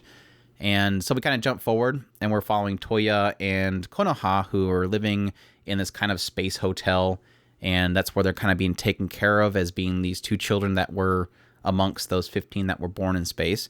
And at some point, there's this kind of, a field trip thing that's happening with several students that are able to go to space and visit this hotel. And so Toya has to kind of bring them into the hotel and show them around. He's obviously not very into the idea because Toya is kind of like a Char. He kind of believes that mankind, at least Earthlings, are kind of not good things. Obviously, Toya is one of these children that were he feels like they were kind of abandoned by humankind. They came to space, they had these children, and then they ran back to Earth. And so he kind of feels like there's a little bit of an abandonment there. So he doesn't really like Earthlings much. But he welcomes onto the spaceship. Eventually, this catastrophe happens that kind of, damaged the space hotel a little bit. So they kind of have to come together and kind of figure out how to survive, despite a lot of things kind of malfunctioning, life support, air, all that kind of stuff being an issue. So, yeah. You have Toya, like I said, mentioned earlier. He's one of these children. Koharu is also another one of these children that were born in space. Taiyo, who is kind of connected to the UN in some way, so he feels a little bit of a obligation to make sure things are working properly for the UN. He's like a little child soldier, I guess. Mina, who's like this super, what do you call him, influencer kind of person, wants to get a lot of followers. So that's the whole reason she's going there, so that she can see if she can live stream and get popular and lots of followers. And Hiroshi, who's is Mina's little brother, and he's like a fan of Toya in a way. Come to find out, Toya has like a ton of followers on their little social media thing. What's it called? Space Tuber followers. But yeah. So yeah, like I mentioned earlier, I think my biggest draw to Ito's work is believable futuristic tech and storytelling that can come from that. And I definitely think that Ito definitely pulled that off with this one as well. I can kind of believe this kind of future tech, going to space. The idea of, human development not being properly done in space makes sense to me. The hand, pretty much your hand is your smartphone kind of tech, that kind of stuff, all makes sense to me, and I kind of believe it in a sense, and I think they pulled it off with this one. Similar to Denno Coil, Ito gets a little bit crazy towards the end, so keep that in mind. I think I had the same problem with Denno Coil towards the end of it. It's like it starts to go in that realm of, yeah, you're starting to lose me, Ito. Pull back the reins a little bit. They had a similar feeling with this one as well. It does technically have a lot of themes in the series as well. It gets into elements of kind of being locked up in your own little bubble and having to come out of that. There's a lot of comments about this cradle that they kind of find themselves in, and breaking out from that and kind of meeting other people and trusting other people is a big part of the whole thing. Early on, I kind of figured it would be a lot about, okay, here's a mishmash of people that normally get along, suddenly are in a life-threatening situation. They have to learn to work together. That element is there, but it's not really the core focus of a lot of things. Like I said before, a lot of it has to do with the aspect of the cradle and trusting other people, and these elements of things that you think are known and true, realizing that at some point from another perspective they're not so true, are elements they get into. I think later on Ito gets a little preachy with this idea of accepting all of our flaws and bearing them all. It gets a little bit weird in that element, so keep that in mind. But I think overall it tells a really solid kind of future tech story of surviving and coming together and realizing your flaws, and that you kind of have to bear them in a sense. So a lot of the action scenes were a lot of fun. A lot of the more heavier drama points were solid. There was one really pivotal story beat that happens later on in the series that it seems like they just completely cut the response of the characters to that scene. It was very jarring. They had like this really big event happen, and then it literally scene changed, and it feels like it never happened. It was very weird. I'm not sure what the choice was for that, but I kind of really hated it, but it didn't really ruin the entire show as a whole. So, but no, I found a lot of fun. I was actually really surprised by what they did with Mina. I figured obviously Mina was the character if I want to get lots of followers. All she does is live stream everything. She records everything. She's kind of that annoying influencer character. But I was really surprised to see how pivotal she was to the overall story, and how they roped her into the whole thing was really surprising. I think of any character I didn't like was Taiyo, who is the kid that was for some reason connected to the UN in some way. I felt like he was kind of obnoxious in a sense that there's a situation happening, but he's still stuck on this thing. And it's like, really, are we doing that right now? It's one of those situations where you're like, are we doing that right now? Can we please address that later? He's kind of that annoying character. Toya was a little bit annoying at first, but it's one of those aspects of, like I equated it to with Char. It's like one of those aspects where you kind of understand why he feels that way. Like if you were a child that was born in space and pretty much all of humanity leaves you, it feels like that abandonment aspect to your life that kind of molds you. And I feel like they did a really decent job of kind of portraying that. It's annoying at first, but then you kind of realize it really quickly. So, but yeah, overall, solid characters, great character moments. I love the future tech stuff. I love how that plays together with the story and how it kind of wraps everything together. It's not a mind-blowing show, don't get me wrong. It's just a really solid 6 episodes that I really did enjoy. And again, I'm technically a fan of Ito's work, or Iso's work, so Ito. Iso. Mitsuo Iso. I'm a fan of their work, so definitely enjoyed it. It does have a pretty solid wrap-up at the end. It does have a brief moment where it tries to hint at something possible for the future, so I would be all for more content, but it's solid. It's a solid end to it. So yeah, that's the Orbital Children. Definitely check that out if that's interesting to you. And check out my YouTube video that I made on this, because I'm trying to struggle to remember most everything, because this is like 3 months ago technically. So Sabikui Bisco. This one is Sabikui Bisco, or Rust Eater Bisco. I think they just kept the Sabikui Bisco name for the Western release. This one was streaming on Crunchyroll, ran for 12 episodes, done by Studio Oz. Source is a light novel, and the genres are action, adventure, fantasy. Stage composition and script work was done by Sadayuki Murai, who did Cowboy Bebop, Perfect Blue, Natsumi Yujinsho, Millennium Actress, Nice Sidonia, and Kino's Journey. And this one takes place in pretty much a decimated Japan. They pretty much talk about in the past these Tetsujins showed up, and they basically caused catastrophe, and all that was left behind was pretty much deserts of rust. Everything around everybody is becoming rust. There's also this kind of sickness that comes from the rust itself. Anybody that comes in contact with the rust, they become inflicted by the rust, and it will pretty much start consuming their body, turning their entire body into rust. So that's kind of a big concern there.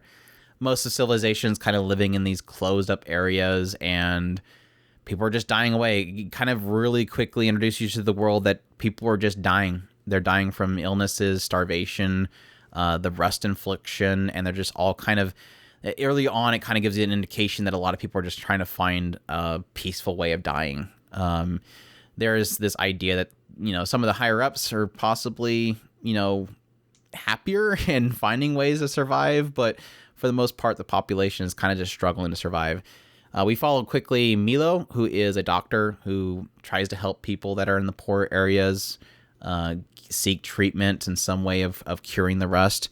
And then later on, we find out about this Bisco Akaboshi, who is this evil mushroom keeper that is causing havoc and spreading these mushrooms because, as it seems like the population wants you to believe, mushrooms are the thing that cause the rust rust dust that essentially inflict people with the rust disease. So, and the two of them kind of essentially bump into each other because Bisco is trying to save his mentor, who's just been shot, and he basically kidnaps Milo to help him. And the two of them kind of get wrapped up in this search for this cure, this rust eater mushroom that can possibly cure the rust. So, yeah.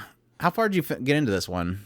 Pretty much where I left off, which was at the first impression. Where I left off. Okay, that makes perfect sense.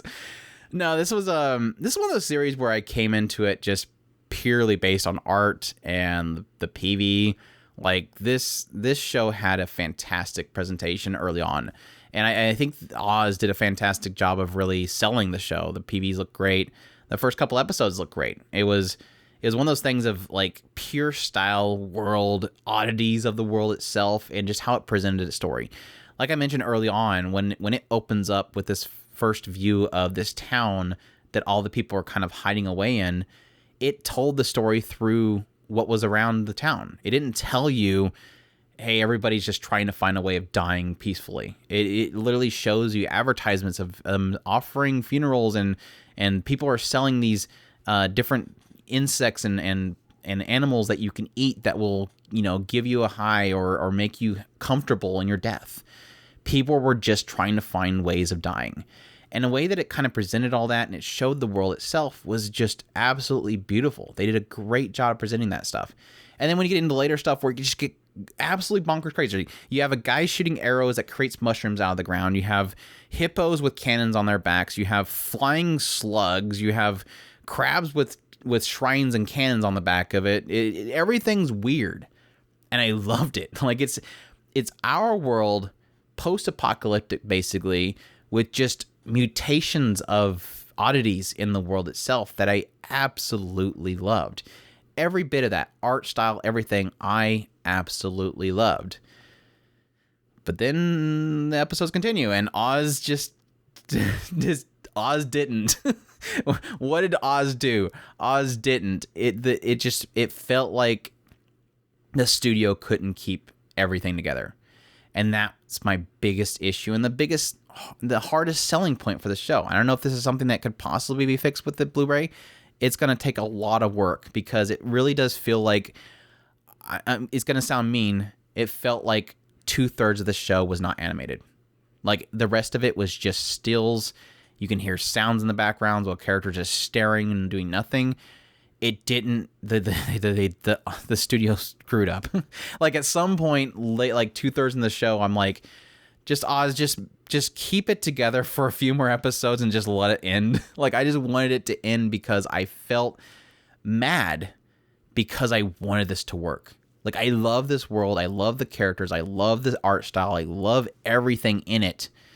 It's just, it's not moving. And I know it's supposed to be moving because I can hear them recording sound effects and stuff, but nothing's moving.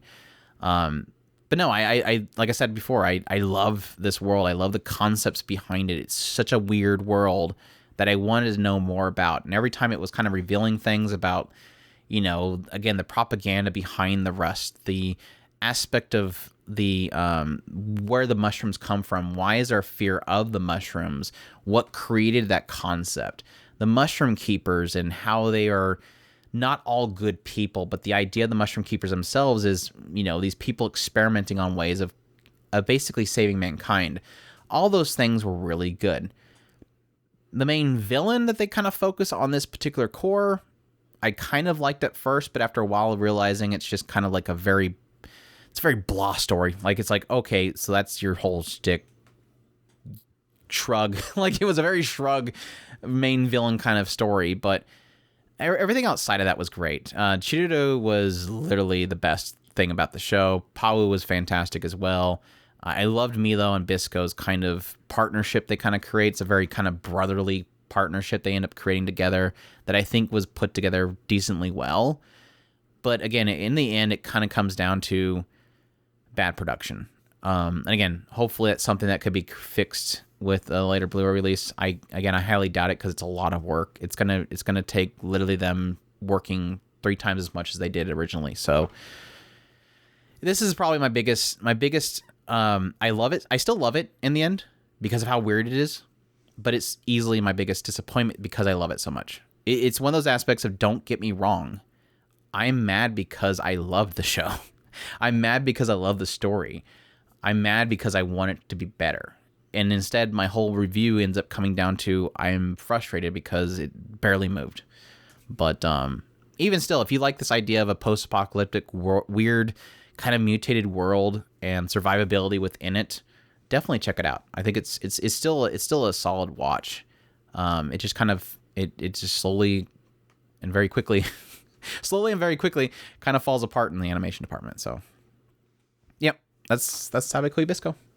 Teasing Master Takagi-san, 3rd season. We're 3 seasons in. Or Karakai Joizo no Takagi-san, 3rd season. This one streamed on High Dive. Ran for 12 episodes. They already have announced a movie, which I think is going to be in June. Did we say June? I think it was June. Soon. Shinny Animation worked on this one. Sources of manga. The genres are comedy, romance, slice of life. And for those that are not familiar with Teasing Master Takagi-san, this essentially follows Takagi. Well, mainly the most of the focus and perspective is from Nishikata, who is this boy that has a neighbor in his class named Takagi, who, from our perspective, obviously loves him. But from Nishikata's perspective, it's this girl that just wants to make his life a living hell and constantly teases him. But obviously, again, from our perspective, we know that Takagi is just trying to get Nishikata's attention, constantly teasing with him just to get his, some acknowledgement of the fact that, dropping hints. It's kind of one of those perspectives you realize this is technically a puppy love story. But the obviously intention here is, yes, the funniness that comes from a girl teasing a boy. But this idea that Nishikata is kind of not really as mature when it comes to romance, whereas Takagi's a lot more mature when it comes to that whole idea, and that kind of slow, I would say at this point in 3 seasons in, that slow leveling of that realization that comes from that, which I think was kind of formed in the second season. First season, I think, was a lot of teasing. Second season is that point towards the later part where they finally have this moment that Nishikata can't really get his mind off of and doesn't know why. And I think in the third season is really where you kind of see that constant reminder, like, there's something here. Like, we're finally getting a hint. And then, of course, you have a lot of side characters. You have the trio, Mina, Sanai, and Yukari, who are all constantly just doing doofy things.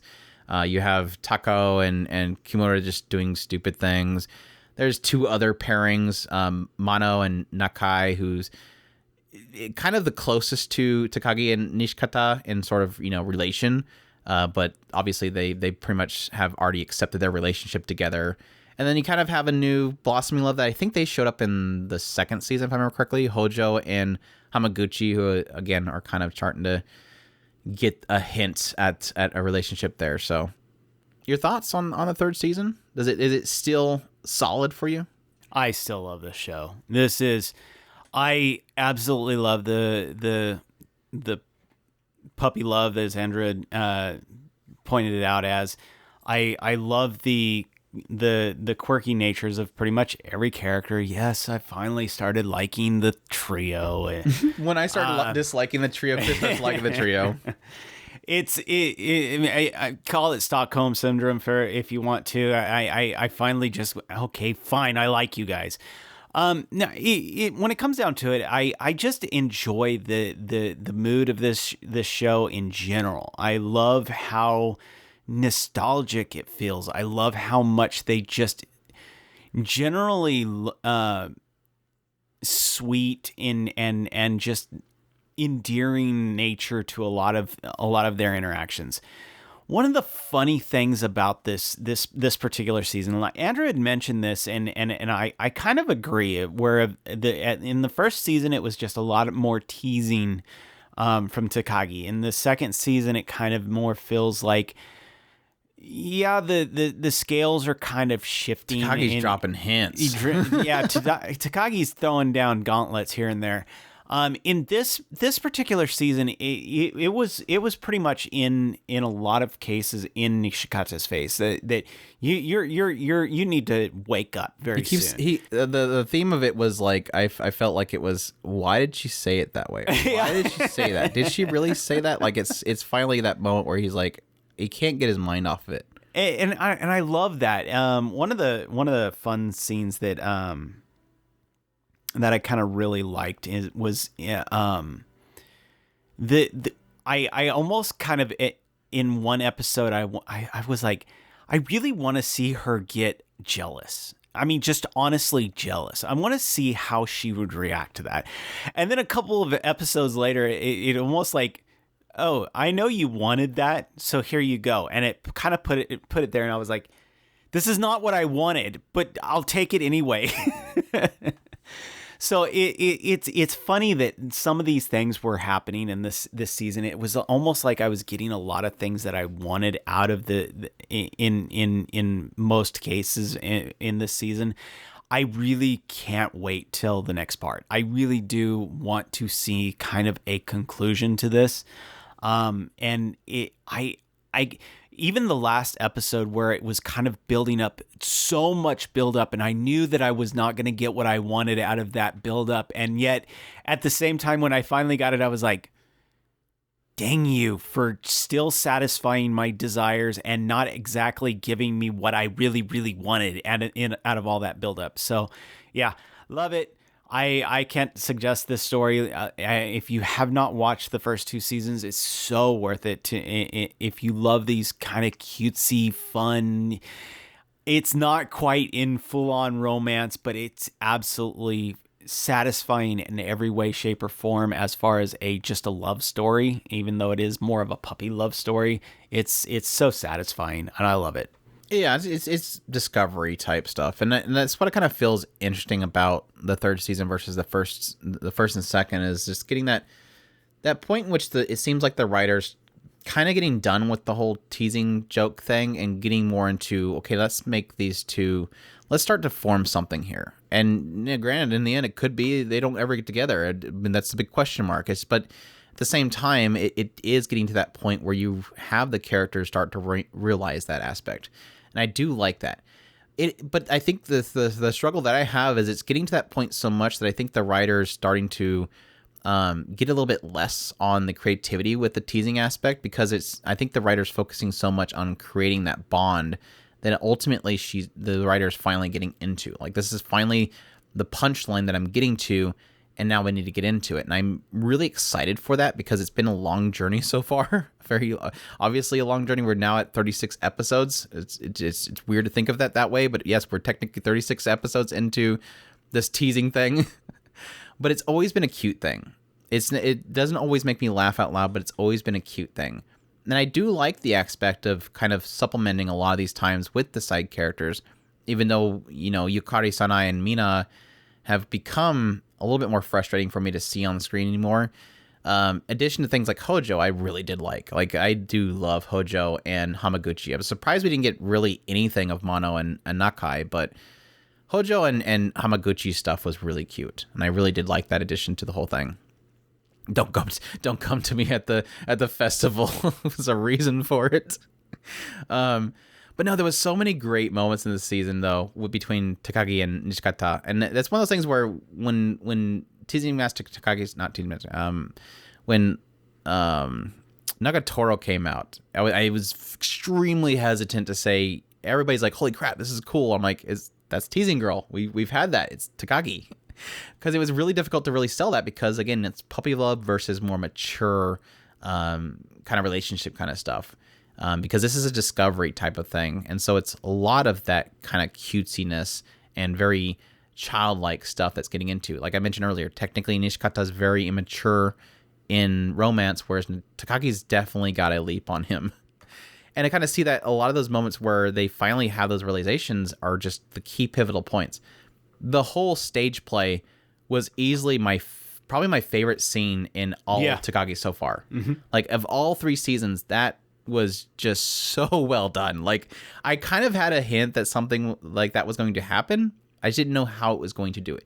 And when it actually happens, I was really blown away. Like, this was so good. Like, she got all of what she wanted. Like, she got this big boost in her desire for what she wanted. She finally got something that she's been wanting for so long, and she took advantage. Like, I got this. I'm taking it. I'm grabbing it. I'm not letting it go. And it's points like that where I feel like the buildup is just so worth it. And I think that's what's going to make, despite the fact that I think it's a give and take thing, because I understand there's an aspect of 36 episodes of teasing the same guy over and over again, and him is reacting to it. But there is an element of being through 36 episodes of it for so long that you're kind of, that payoff is going to be so fantastic in the end, and I cannot wait for it if it does happen. Question mark. But I can kind of acknowledge that idea that there's times where it does get a bit repetitive in certain ways, but at the same time, I think they mix it up enough that it makes it fresh every time. And I think the other aspect that adds to it is that element of Rie Takahashi. Rie Takahashi sells Takagi. She is an like, Megaman aside, like, Takagi is Rie Takahashi, and she does that character so well. She's got that soft nature. She's got that giggle. She's got that little pointiness of her. Her laugh is fantastic. she's so good at it. And additionally with Nishikata, like, he is that character. I don't know his name, it's off the top of my head, but he is totally that character, and he does that Takagi-san kind of thing at the every end of every single punchline. he pulls that off, and they're just so cute together, and I just cannot wait for more of it. So I'm going to throw out, kind of feeding off of what Andrew was mentioning a second ago, the repetitive nature of this. I would suspect, because I did technically binge good chunks of this. I think it's a binge aspect. It's hard to binge. I would that's what I was getting ready to say, is I would think that it would get kind of hard. I would almost fill out that first few episodes. If you do decide, based off of what me and Andrew are talking about, maybe it's worth going and watching all 36 episodes. I think it would be kind of hard for most people to watch through all 36 episodes. I wouldn't have no problem with it. I absolutely adore these two characters. And if you do adore these two characters, you probably won't have a problem with binging it. But I could see this, if you're not sure about this show and you go just headlong into this, probably not binging it, because like Andrew was saying, it does get very repetitive. And I can see that if you're not absolutely in love with Nishikata and Takagi, you would probably have a hard time with that repetitive nature, because it does some of the jokes. I love him, and I felt a fatigue. Yeah. Binging, I think I ended up having to binge 8 or maybe 7 episodes of it for the review. So I could see that, and so man, take that as a possible forewarning. I mean, I don't know. I maybe I could get fatigued at a certain point. But yeah, I adore these characters. So, yeah. And we finally, before I forget, we technically did finally get that. I'm not gonna say what it is. We got that one segment that really does. It gives you a different perspective. I'll just say that a viewpoint to something else in this season. And it was so funny because when it happened, I was like, is that what I think it is? It is what I think it was. Like, I've been waiting for it because I actually seen it in the manga. And so like, I'm waiting for this to actually happen. And it finally happened. I'm like, oh, that's what that is. Okay. It wasn't the scene that I seen, but it is technically similar. So that was good. That was a good shift. So yep. Teasing Master Takagi-san 3rd season. Definitely a suggestion. Skip this one. World's End Harem. Let's do it. We'll do it live. World's End Harem, or Shimatsu no Harem. This one streamed on Crunchyroll. If you want to bother with that version, just Google search it. It ran for 11 episodes, done by Studio Gokomi and Axis. The source is a manga. The genres are sci-fi ecchi. And yeah, this one follows a guy named Reito. And Reito is an aspiring researcher. And one day he is diagnosed with this really bad incurable disease. And so he decides to confess to the girl that he's always loved.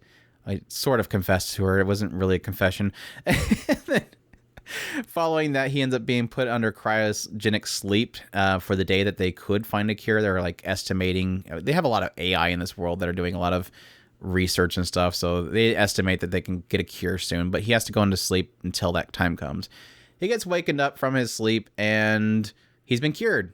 Everything's great.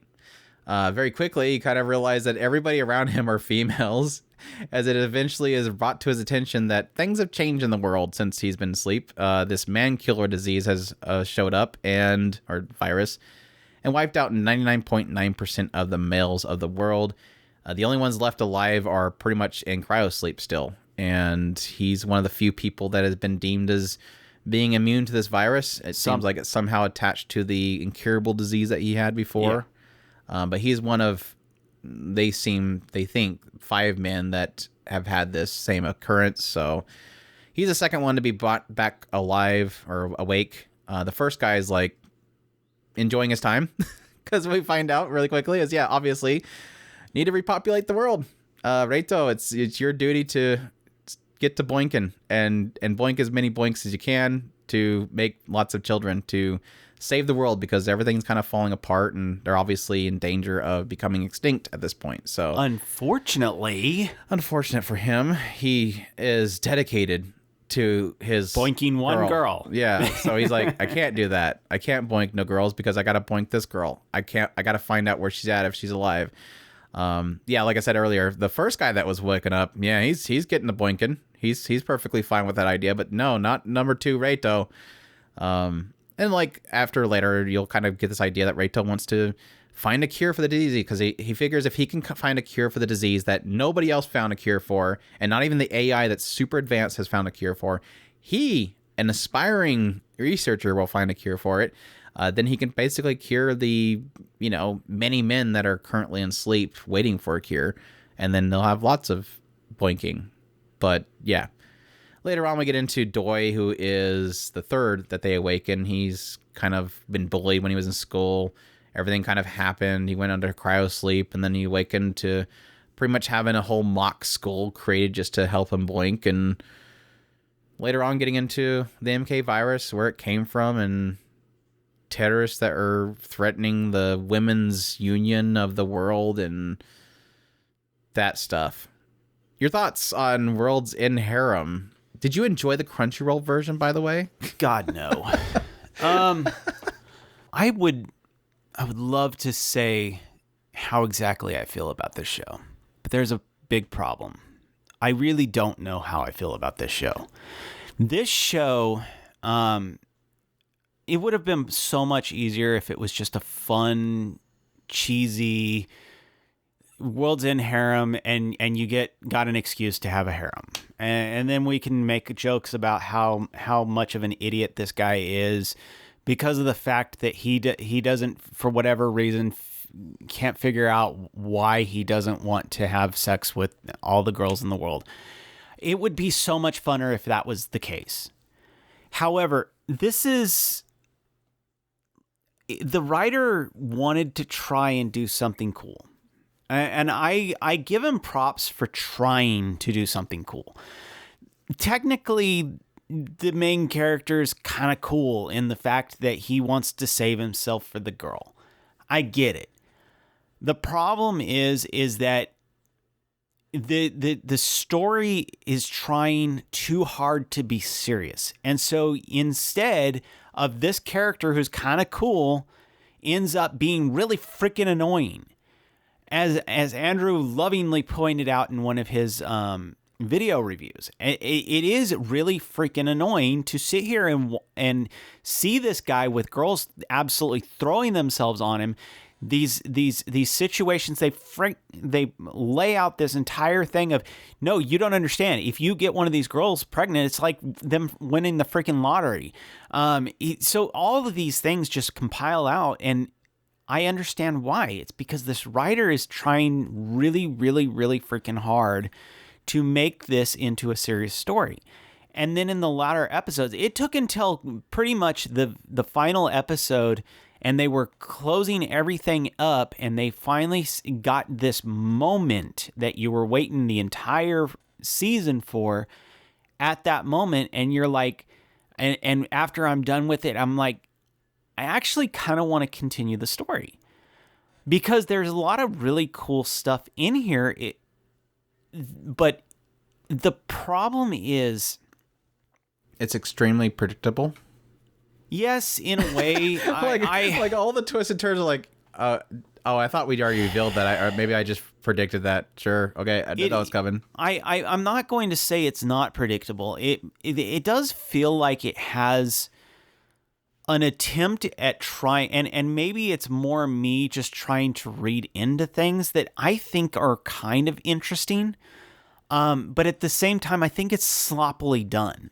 Like, oh, the end was super sloppy. It is. When they went back to Reito, it was like, this is just like Rambo big chest whaley running and gunning down people and espionage. Is like, okay, yeah, sure, okay. It had several times with the cackling villain character. Literally, it's like this. Everything's going down in this boardroom, and she comes out. How long? And it's like, really, we go the cheesy way. It's one of those things, which is counter to, again, what you said before, which I said the same thing with early on the show. It really does feel like this writer is trying to make a very serious story, which was completely counter to the wake up to every woman is yours, and it's shifting to, we're going to go extinct. We need men in this world to create this balance, and we no longer have it. Women are literally, women are unable to support themselves, no longer have that support that they had before because they all died. It is and I don't know if I want to blame it on, because this is where I am in this weird frustration. I will flat out say, I don't know if it's an issue of shoving the fan service into this, because in a lot of cases it's like they had this really cool idea and then somebody went, you know what, you should just make this into a flat out fan service show or story, and then you can still have your really cool ideas. And it's like I said, it feels sloppy, like they're trying to shove these cool ideas in here because they want to explore them, but at the same time, they're trying to shoehorn the fan service in. So what is being shoehorned in, the cool ideas or the fan service? One or the other is getting in the way of the other one. And that's where I get stuck. It's like, it would be so much more easier to go, okay, it's just a stupid fan service, eat some popcorn, if it was trying to do that. But instead, it feels like it was trying. Yeah, I don't feel like there. I mean, yeah, there's points where it really just feels like, why did she suddenly stand underneath the shower when they were talking about something serious, hiding away in the shower? I think there's points where it does feel like it's, injected in there, but I don't feel like it ever derails the story, I guess. No, and that's my thing, is I don't know that that's the problem. I don't think the fan service is the problem. I think that this writer, maybe this is his first writing. That would make more sense. Maybe he's trying and he just has a hard time with trying to pull everything together. It just feels sloppy in general. So take that for what it is. It's as far as it's probably a she, just to throw you completely off. Sorry. It's going to end up being a she, or it's just completely a single name that has no written by Link. That helps. Who knows? You're not going to find. Well, maybe you might find Link mangaka. I can look it up in a minute. But yeah, that's where I pretty much stand. I think it's fine. Like I said, I came away at the end of the story going, I really do want to get more out of this. I want to know where they go from here, because there is a lot of interesting things that I am interested in finding out about. The fan service, hit and miss. I mean, some of it was really nice, but other than that, I mean, the character art, I do like the character art. I will admit that. Yeah, besides the overly sized Opie stuff, all stuff I don't care much for. But I'll give you that one. I'm pretty much in the same boat. I felt like early on when it started really hitting on the serious stuff, I felt like it was going to do something really interesting. Like I said, I kind of created my predictions early on that all kind of pretty much panned out, so it wasn't really too much of a shock when we got into the later stuff. But, I mean, I will admit that I feel like the writer does have solid stuff, and that was really kind of what I seen in Doi. I think Doi was a great story. I hate Reito. I hate Reito's story. I hate the MK Virus story. I hate the Women's Union story. I think all that stuff is super predictable or extremely frustrating to watch. Doi's was a story where, yes, I had my frustrations with him, because obviously when he does, things that are more, he gets a little dark at times. It frustrated me, obviously, but that's just a personal thing. But I think his story was interesting, and that's where I kind of seen the writer doing some really interesting stuff. That was the whole idea of the mock school to keep his comfort level at a certain extent, even though at some point he realizes that it is all just a made-up thing for his comfort, for the sake of, yes, boinking. That was the clever stuff, though. I really liked that kind of story and what they kind of did with that stuff, that struggle of it being fake and the struggle of him having a bit of a superiority complex being developed, kind of facilitating that and her own desires that she has was all interesting. Now, granted, I don't necessarily... that goes in that realm of unbelievability of how much control she has over her own situation, but it was still some interesting stuff they created there. And I really did like that kind of harem, technically, that he kind of builds. It was a really nice contrast to Reito. Now, granted, he also had Kyoji, who was, again, number one that was brought in. He's literally non-existent, but even he has more character development than Reito. Like I felt like I got more out of number one than number two, when number one was on the screen for a whole probably 3 minutes.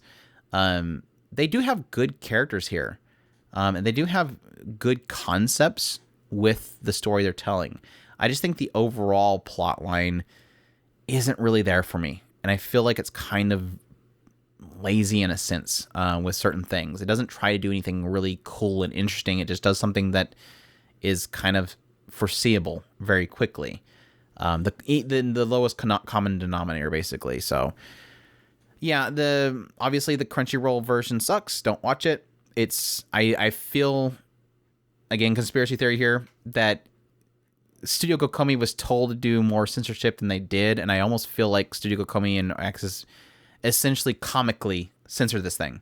When you have underwear and then kisses being censored, in some cases pretty much the entire screen covered, even though there's really nothing being shown, upper chest being censored even though it's not really even showing anything, that's where I kind of feel like you're getting into a comedic realm of censorship. So I almost wonder, in some cases, was it done comedically? Was it done so it can be shown during primetime television on children's networks? Or if it was done as a middle finger, I don't know. I don't know if we'll ever know, but it's definitely makes you question. And so, yeah, the Crunchyroll version is garbage. Don't even touch it. Might as well go somewhere else to get it.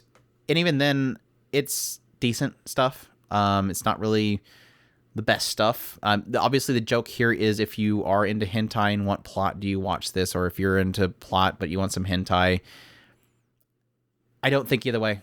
You're going to find better hentai elsewhere, and you're going to find better plot elsewhere. It's just really that middle ground that doesn't really exceed in any way, shape, or form than other stuff out there. But like I said before, I did like Doi Story, even though he frustrated me at times. It was an interesting character study, like an experiment there that I thought was not mind-blowing, but at the same time, some interesting stuff. So, yeah, I'm assuming this is his first work. All he has after that is just spin-offs of this. Just keep hitting on it. Just keep hitting on it. Just keep hitting it. Because it looks like he had a Britain version and possibly an America version. So, like, he's basically taking the story and going, okay, this is what would happen in the Britain. Well, it is a worldwide issue. Yeah. So I imagine it's just perspectives from each area. Like, they talk about the U.S. in here and them wanting Reito and stuff. So exactly. End Harem. Check that out if that's interesting to you. Sorairo Utility. This was a single episode OVA that dropped on Crunchyroll, done by Studio Yostar Pictures. The source is original, and the genres are sports. It's only about a 14-minute episode, so not too much to talk about here. I did want to note it, though, because it frustrated me because I thought this was the whole series. And so when we went to go to reviews, I'm like, I got to go get caught up on Sorairo Utility. And Chris is like, it's just one episode. I'm like, no, they were doing a single episode and they were going to do the full series. No, it's just a single episode. Okay. It's cute, though. I think it's a nice primer for next season. Not next season. I think it's actually summer. They're going to have another golf show that day or that season. But it basically, Minami, Ayaka, and Haruka. Ayaka and Haruka are kind of decently knowledgeable golf players, whereas Minami seems to be somebody just getting into golfing. So she has her issues hitting properly, and it kind of has the other two kind of keep her spirits up as she's trying really hard to find her ideal form and eventually imeji. Is it the way we say imeji? You got to imagine what you're doing.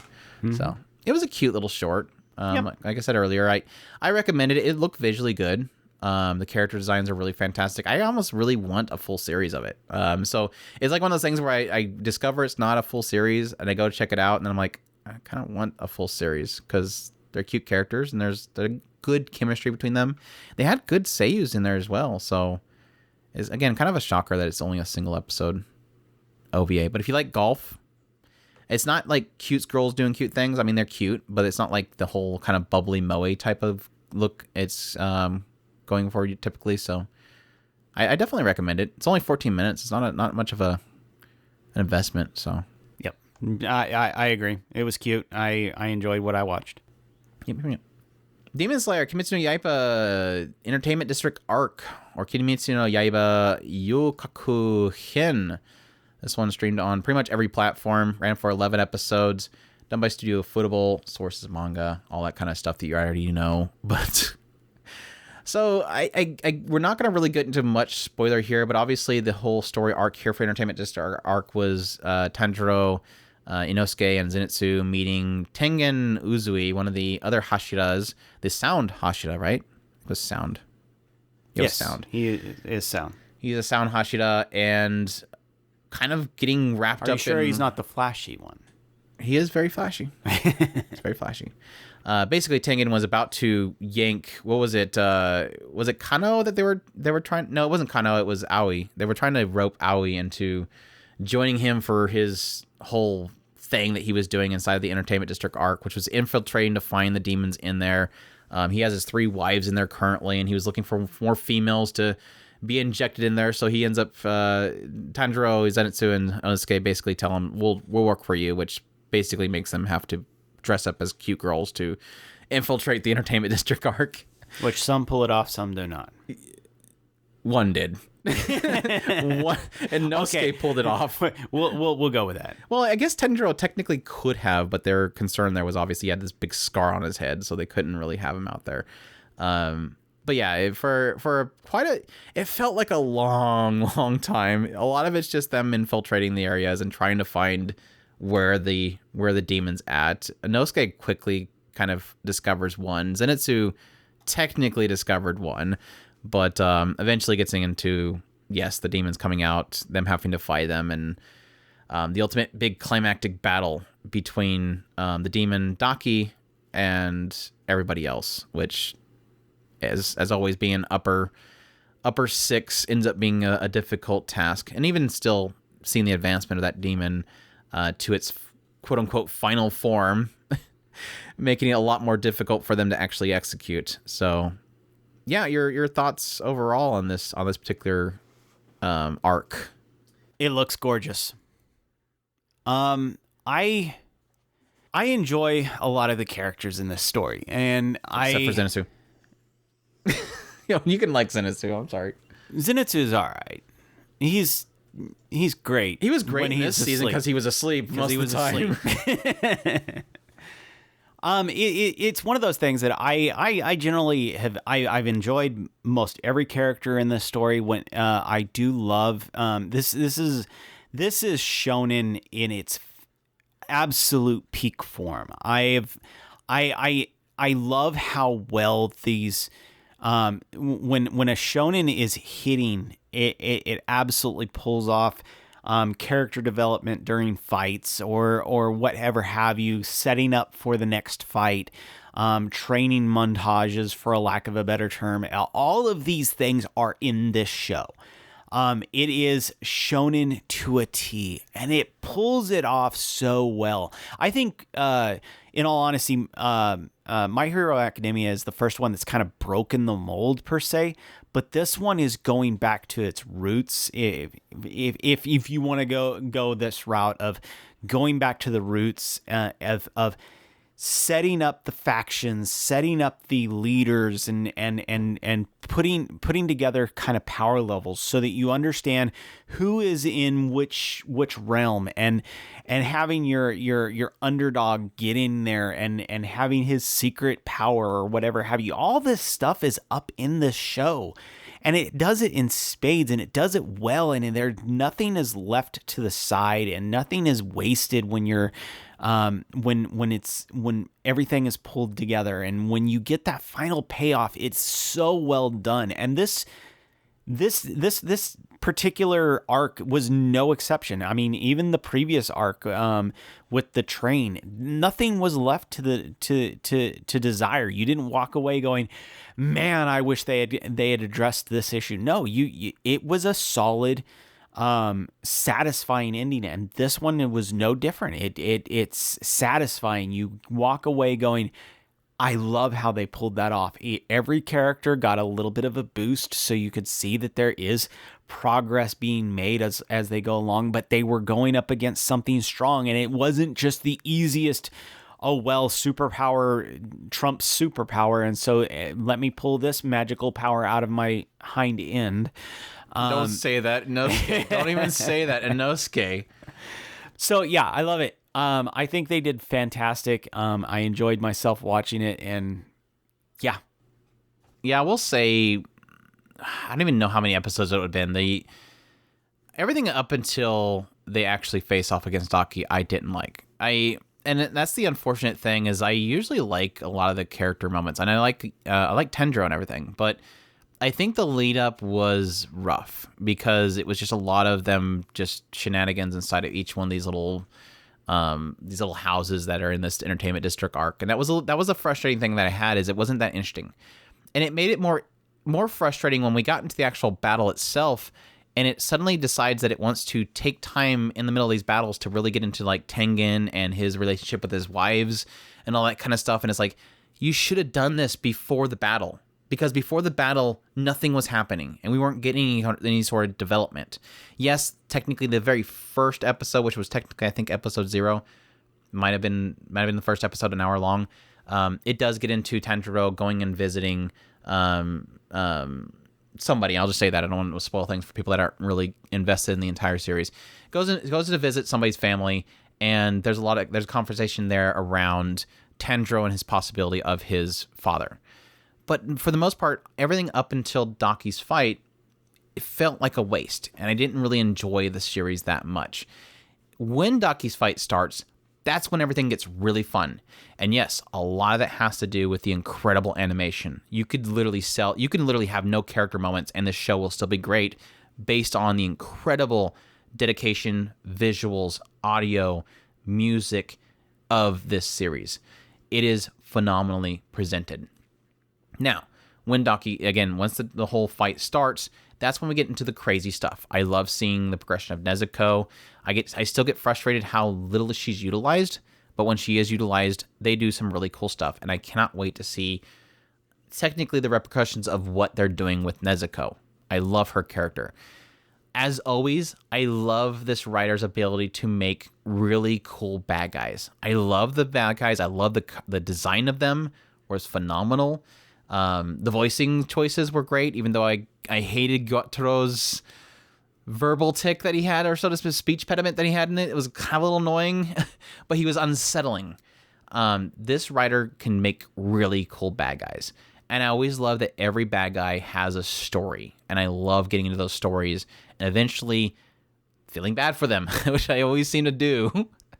That still continues to be a phenomenal thing that the writer's good at. Getting into Tengen, his story was great as well. The ultimate conundrum choice that was given to Tanjiro in the very last moments of the season, I liked, and I kind of wish the writer did it. The one thing that I feel like this writer does not do well is get into risky things. The writer likes to keep it very safe with its characters, and I felt like this was a great opportunity for the writer to take an interesting direction with what was being presented to Tanjiro. And I understand why he went and do it, but I almost felt like it was a great opportunity for the writer to do something risky.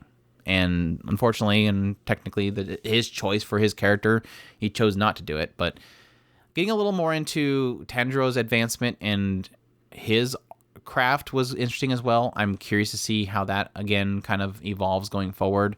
Obviously, there's always been a question about him and his father and what his father did in the past, which they've ultimately pretty much solidified at this point, in its connection to Muzan. So I'll be interested to see where that goes as well. But it was solid. In the end, I still love it. And but I will admit that this season of Eni was this story arc of Eni was pretty lacking in any kind of really solid developments and characters, besides, again, technically getting into Tengen and his history. So I'm actually kind of curious, and this is something that'll either somebody will probably pipe in and tell us, or if we ever go back and actually look at the manga / light novel, whatever, to find out, is I wonder if there is more, if there was aspects to them in the brothels, if there was aspects of that kind of clipped to keep the story moving forward. Because to me, I don't think that they set up Daki per se as a threat until they just finally revealed her. And then all of a sudden, oh yeah, she's super, super overpowered and everything like that. So, Well, all the main women were disappearing. right. She was consuming them all. Exactly. And that's my point is that I wonder if there was more to it than that, of kind of just making her into more of a looming threat than she actually was before they actually found her. Yeah, we know that there was girls disappearing. I mean, even Uzui's wives had disappeared. So obviously they were disappearing. There was people disappearing. But she didn't have that looming threat that until the last moment when she was finally revealed, and it almost felt like it was a consequence of just things have to happen this way. I'm just speculating as to why maybe that's why it felt like it lingered and it didn't actually get to a point until she was finally revealed, and then suddenly everything came together. Maybe that was the reason it just didn't have that oomph that you would have felt if you had felt more of a lingering, is she around this corner or is she around that corner type thing. Yeah, it was really just the people disappearing. But yeah. So there you go. That's Demon Slayer. Moving on, we have Mushuko Tensei Jobless Reincarnation Eris the Goblin Slayer OVA. This will probably be a pretty quick discussion, but essentially this is a quick review of the OVA that was released, thankfully, very quickly to the West, which basically covers Eris during the time that Rudy was having his little fallout with a certain somebody else, I guess. Well, I guess it's at this point soft spoilers for Mushoku Tensei. But yeah, technically when Rudy was having a little bit of a fallout with his father, we had Eris kind of going off and doing well, it wasn't when he had a fallout. It was when she was going off to a goblin slaying thing, and then Rudy ends up running into his father. But yeah, Eris going out doing goblin slaying while Rijerd is basically watching from a distance. She ends up kind of grouping up with a guy named Cliff, who is somebody who was taken in by what seems like the church and seen as being a prodigy, so to speak, somebody that's very good at magic. And so he gets a little bit full of himself, but he wants to go out and venturing. So he ends up, after Eris stops an argument with him and somebody else, they go out goblin slaying together. And I guess the whole while kind of getting into how much Eris believes that Cliff is nowhere as cool as Rudy. I guess that gets into my first frustration is like I was something I keep hearing about the original light novel, which I'll be able to find out here soon because I'm finally getting volume 1, thankfully. It's shipping, yay. Is something that I've heard from, I guess I won't hear from volume 1 because she's not in volume 1. Something I keep hearing is that there's that especially like Eris has some inner dialogue that's not really present in the show. Because obviously a lot of storytelling is from Rudy's perspective in the anime adaptation. So I was kind of hoping with this particular one being about Eris, being on her own, that way we get possibly some inner dialogue from her and some insight into her mindset. But unfortunately there wasn't. It was more about Cliff. That's the only thing that kind of sucks. It was more about Cliff than anything. But there was some great Eris moments, so I still enjoy it in the end. So what is your thoughts on the OVA? I did enjoy myself watching the story. I absolutely loved how phenomenal they, in a lot of respects, having another character's perspective of Eris and seeing her in a way from a fresh pair of eyes, of seeing her absolutely jumping into into combat situations and absolutely going full bore without being kind of constrained from this kind of moment of feeling inferior to Rudy in a lot of cases. Not necessarily that she feels inferior to Rudy, but the perspective is from of almost this kind of petulant child, and seeing her as almost completely into herself and being herself. It was really nice and refreshing to see it from that perspective. And she looked fantastic. Her attacking the assassins for whatever you want to call them, was really a beautiful scene. I really loved it. Seeing her from Cliff's perspective when she was effectively doting on Rudy, and her kind of softened face when she started talking about him was really a special moment. There was just a lot of, I mean, this is Eris's episode, so yeah, there's a lot of Eris in there. So yeah, I loved it. I thought it was fantastic. Yeah, I do agree. I think a lot of this was kind of that perspective of seeing just how much Eris looks up to Rudy. And yeah, technically with the original series, it's all about the idea of Eris really realizing at some point that she relies on Rudy too much. And this was really, yeah, technically her going out and just not really having an issue with that. Realizing these dudes know we're here. I'm going to go finish this. She just jumps out there. There's no check to see if Rudy's okay with it, or there's no waiting for a signal or anything. It's just her going and having action. And having this kind of idea of, yeah, technically Cliff is, you kind of parallel him with Rudy in a sense. I mean, they, in an idea of being kind of both mages, and then technically having that comparison happening between the two of them, obviously Eris is doing. He's saying that I'm better than Rudy. Eris is saying, no, you're not better than him because he can do this. It was like the whole joke about well, we're lost. Okay, well, fly up there and find out where the town is. I can't do that. Well, Rudy can. It's like all those little moments of, well, Rudy can. Well, Rudy can do this. Well, Rudy can do that. Was really great because, again, it's that idea of seeing just how much Eris looks up to Rudy, and that, yeah, I don't think it's to the realm of she's obsessed with him. It's just more of an idea. Well, if you're gonna bring it up, I will tell you, Rudy's better than you.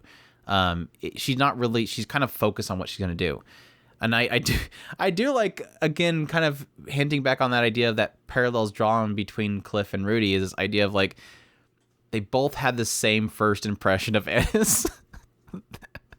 They both had this guy come up and say, well, I could do this, and then she says something, and then they go, oh, well, you're just, what he said, I didn't need your help, ugly.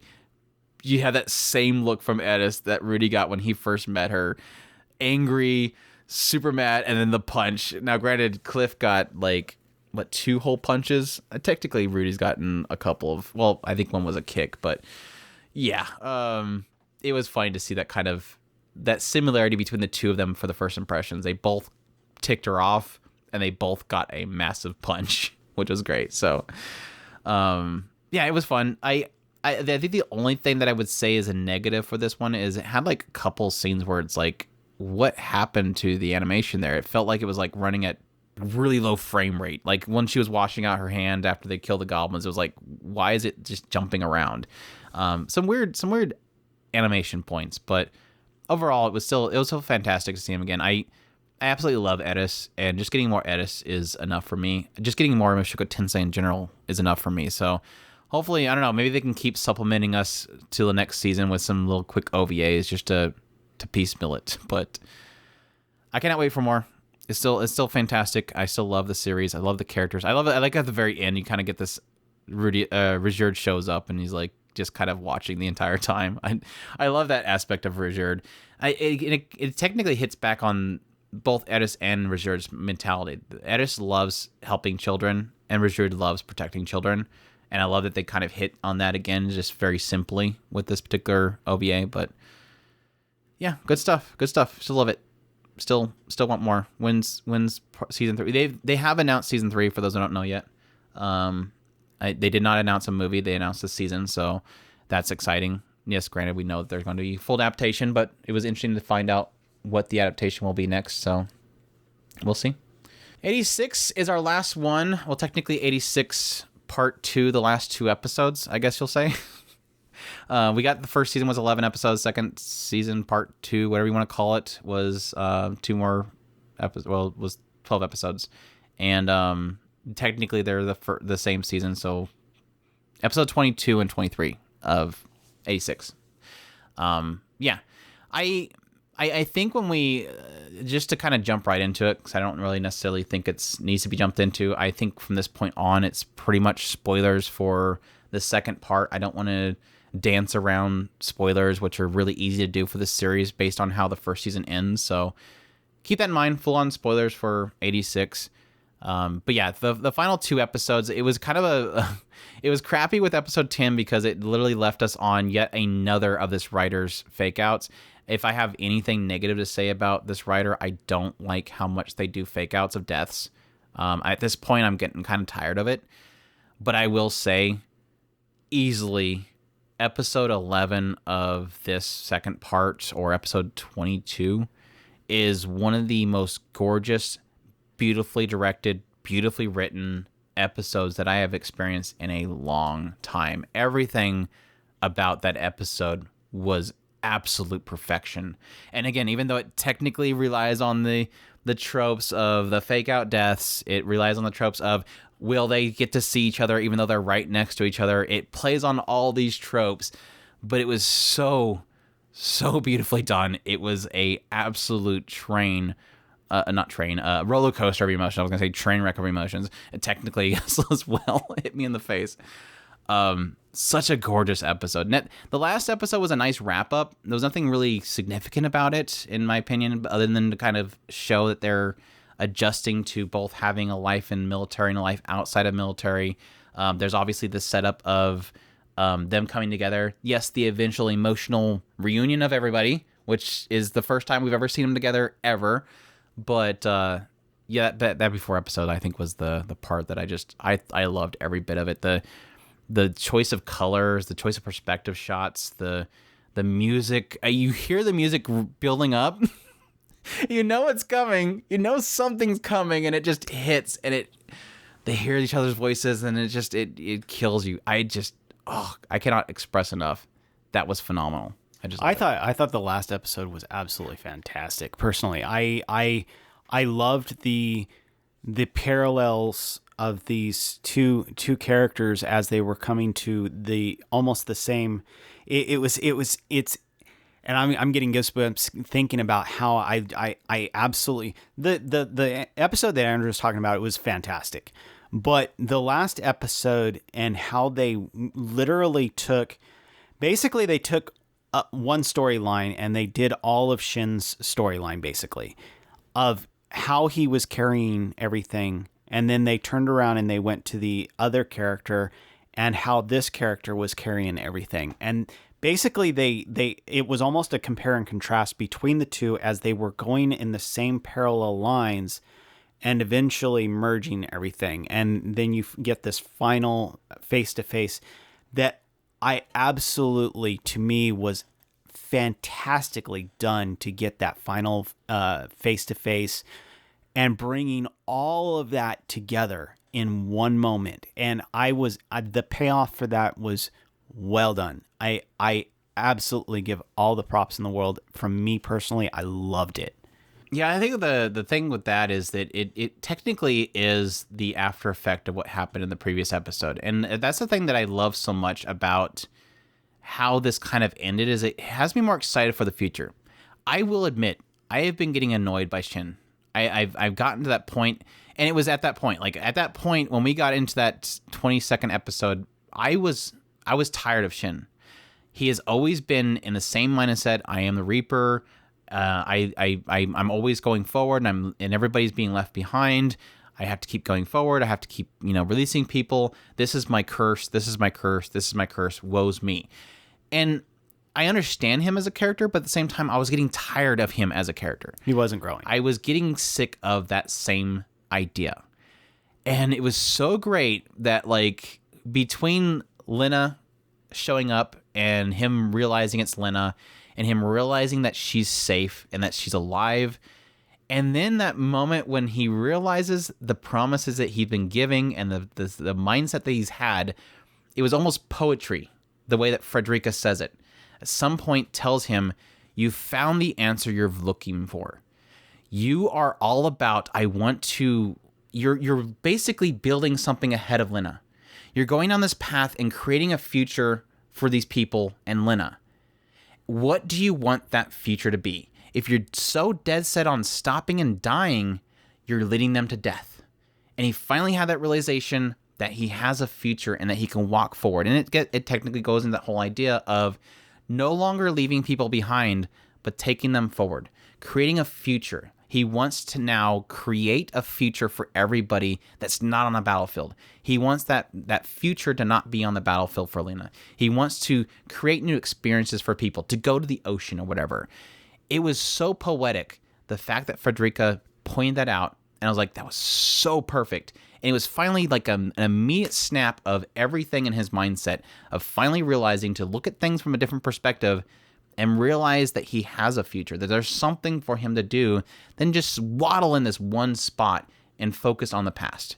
And the way that they pulled that off, and again, kicking the music and everything like that, it's just, it wrecked me. It was so well done. Like I said, it was pure poetry how it laid that out. And then, yeah, technically seeing how everybody survived, including Frederica, that killed me. That shot killed me. I don't know if you caught it too, but one shot that we kept seeing, technically Shin seen it first. Shin was seeing these visions of Kirie picking up Frederica when she was still in the capital, when she was still a princess. He was picking her up, and she had her whole cloak on and everything like that. And sure enough, when it cut back to show us how Frederica survived, it was the hands coming out from Kirie's machine, grabbing her. And I realized really quickly, it's the same shot. It's the same perspective. He's lifting her up, just like back then. It was like, oh gosh, it wrecked me. And then she smiled. And I'm like, no, oh, you're killing me. Stop it. Oh, it was just like I said, that episode 22 was just hit after hit after hit. The poetic, the basically the teasing of them coming together, the hearing of the voice, the realization of them being in front of each other. Now, granted, I thought that Lena knew at that moment because she was showing the pictures and showing that she found the thing they left behind. But in actuality, it wasn't until like the next episode that she realized it. But that's that realization there, and the shifting of Shin's mindset, the Frederica being saved by Kirie. It was all just so perfect. I loved it. I think the only thing that I was a little bit miffed by when it came to the 23rd episode, because like I said, I did love the build up to them meeting each other. Her basically saying, this is the first time being together and everything, and they're like going, no, it's not our first time, Lena. Yeah, I love that. And then Shin introduces himself, and then she starts hearing the voices and going to each one of, you're Kurina, she connected the names to the voices. Like, she knew their voices. She just never seen them before. Was so good. They knew, like, they were laughing about it. Like, should we tell her? They're like joking about the whole aspect, but it was so good. I love they finally put an end to Nina Lance. I was kind of frustrated by that whole story, but finally Shin giving her the picture of Eugene was enough for her to realize that her brother was happy. You can probably say that was a little bit simple, but I think it was enough for Nina to realize that her brother was happy with Shin. Was good as well. So yeah, everything's good. Another some more great moments with Ernst, him being a dork. Ernst is so great. I loved Ernst in the second season. He's just like that I'll destroy the world if you screw with these children kind of person, which I've always loved. So anything else? Did we miss anything? I don't think so. I mean, between obviously the last two episodes were really, really a great payoff. So I forgot to get into my disappointment. I was a little disappointed that we didn't actually get to see what happened with the San Magnolia. Rather, it was just basically narrated. Like Lena walking through the rubble and saying, this happened, this happened, this happened, this happened, we're moving on kind of thing. I was a little bit disappointed by that. I was kind of expecting like maybe an episode showing the downfall of San Magnolia. Instead, we're supposed to assume that her uncle died. We're supposed to assume, things happened. But it just comes down to, we got attacked, we were holding the line. The Giad came in, they protected us, they gave residency to all of the Alba, or not the Alba, the 86, and now we're basically being watched. Like, it insinuates this idea that like the commander's assigning Lena to go work with them, and he's got these two pictures on his desk that shows him hugging like random 86 people, and they all look uncomfortable. Like, he's trying to give this facade that he loves the 86. They even have like two guys off the side that are keeping track of what he does. I was like, okay, I like that. There's nothing wrong with that, but it's just the build up to that point was a little bit of a letdown, not having any sort of context besides a grave telling us that the uncle's dead. I like that some of the Alba want to join the military, the more younger ones. Obviously, there's still a bit of the older people don't like the fact that things are changing. There's still a lot of good storytelling there. I was just a little frustrated that most of the build-up was kind of just, so this happened, shrug, moving forward. That was a little bit of a letdown, so. Anyways, still love it. I think besides my frustration with this writer's fake outs, I'm getting sick of the fake outs. I don't want anybody to die, obviously. It's just, I get tired of that fake out. And the fact that it always seems convenient that they have either production issues or they end seasons whenever big, terrible fake outs happen. But I'll be interested to see where it goes from here. I love thoroughly 86, and I can't wait for more of it. So hopefully we get another season of it. Yeah, a fake out should be a rarely used. It's one of those things that if you use it sparingly. But same in the other hand. If you're going to kill a character, you do it sparingly. Yeah, for Chris. For Chris. Well, do you really want an entire show where the entire cast is murdered every 5 episodes? That's like, what was it, Pilot's Love Song? It was like, after like the second one, it's like, okay, I don't care to know any of these characters. I mean, I had the same feeling early on with this show. I mean, honestly, I had that feeling of like, don't get to know anybody because they're just going to die. A death should be a significant moment. And if you're murdering them left and right, it becomes unsustainable. Yeah, you don't care to connect with anything. So, yeah, it's like real war. You just don't connect with anybody. You don't get to know anybody. But yeah, that's all the shows that we're going to cover for now. Again, we have a part 2 that will come around the corner. Hopefully, I can get caught up on several of them. But that's it for now. I hope you guys enjoyed this Winter 2022 anime season review, part 1. As always, we're at otakuspirit.com, where you can go for all of our links, social media, and all that kind of stuff to get connected with us and join our Discord. Also, we have a merch site, shop.otakuspirit.com, where you can get some great things like the Damn It Roberts mug is now available. So we need an Icon mug. Yes, I need to put that together. So we also have a I'm not tsundere, I just haven't had my coffee yet mug, which I think is fantastic too. So yeah, we hope you all enjoyed. We thank you all for your support, and you all take care. Os.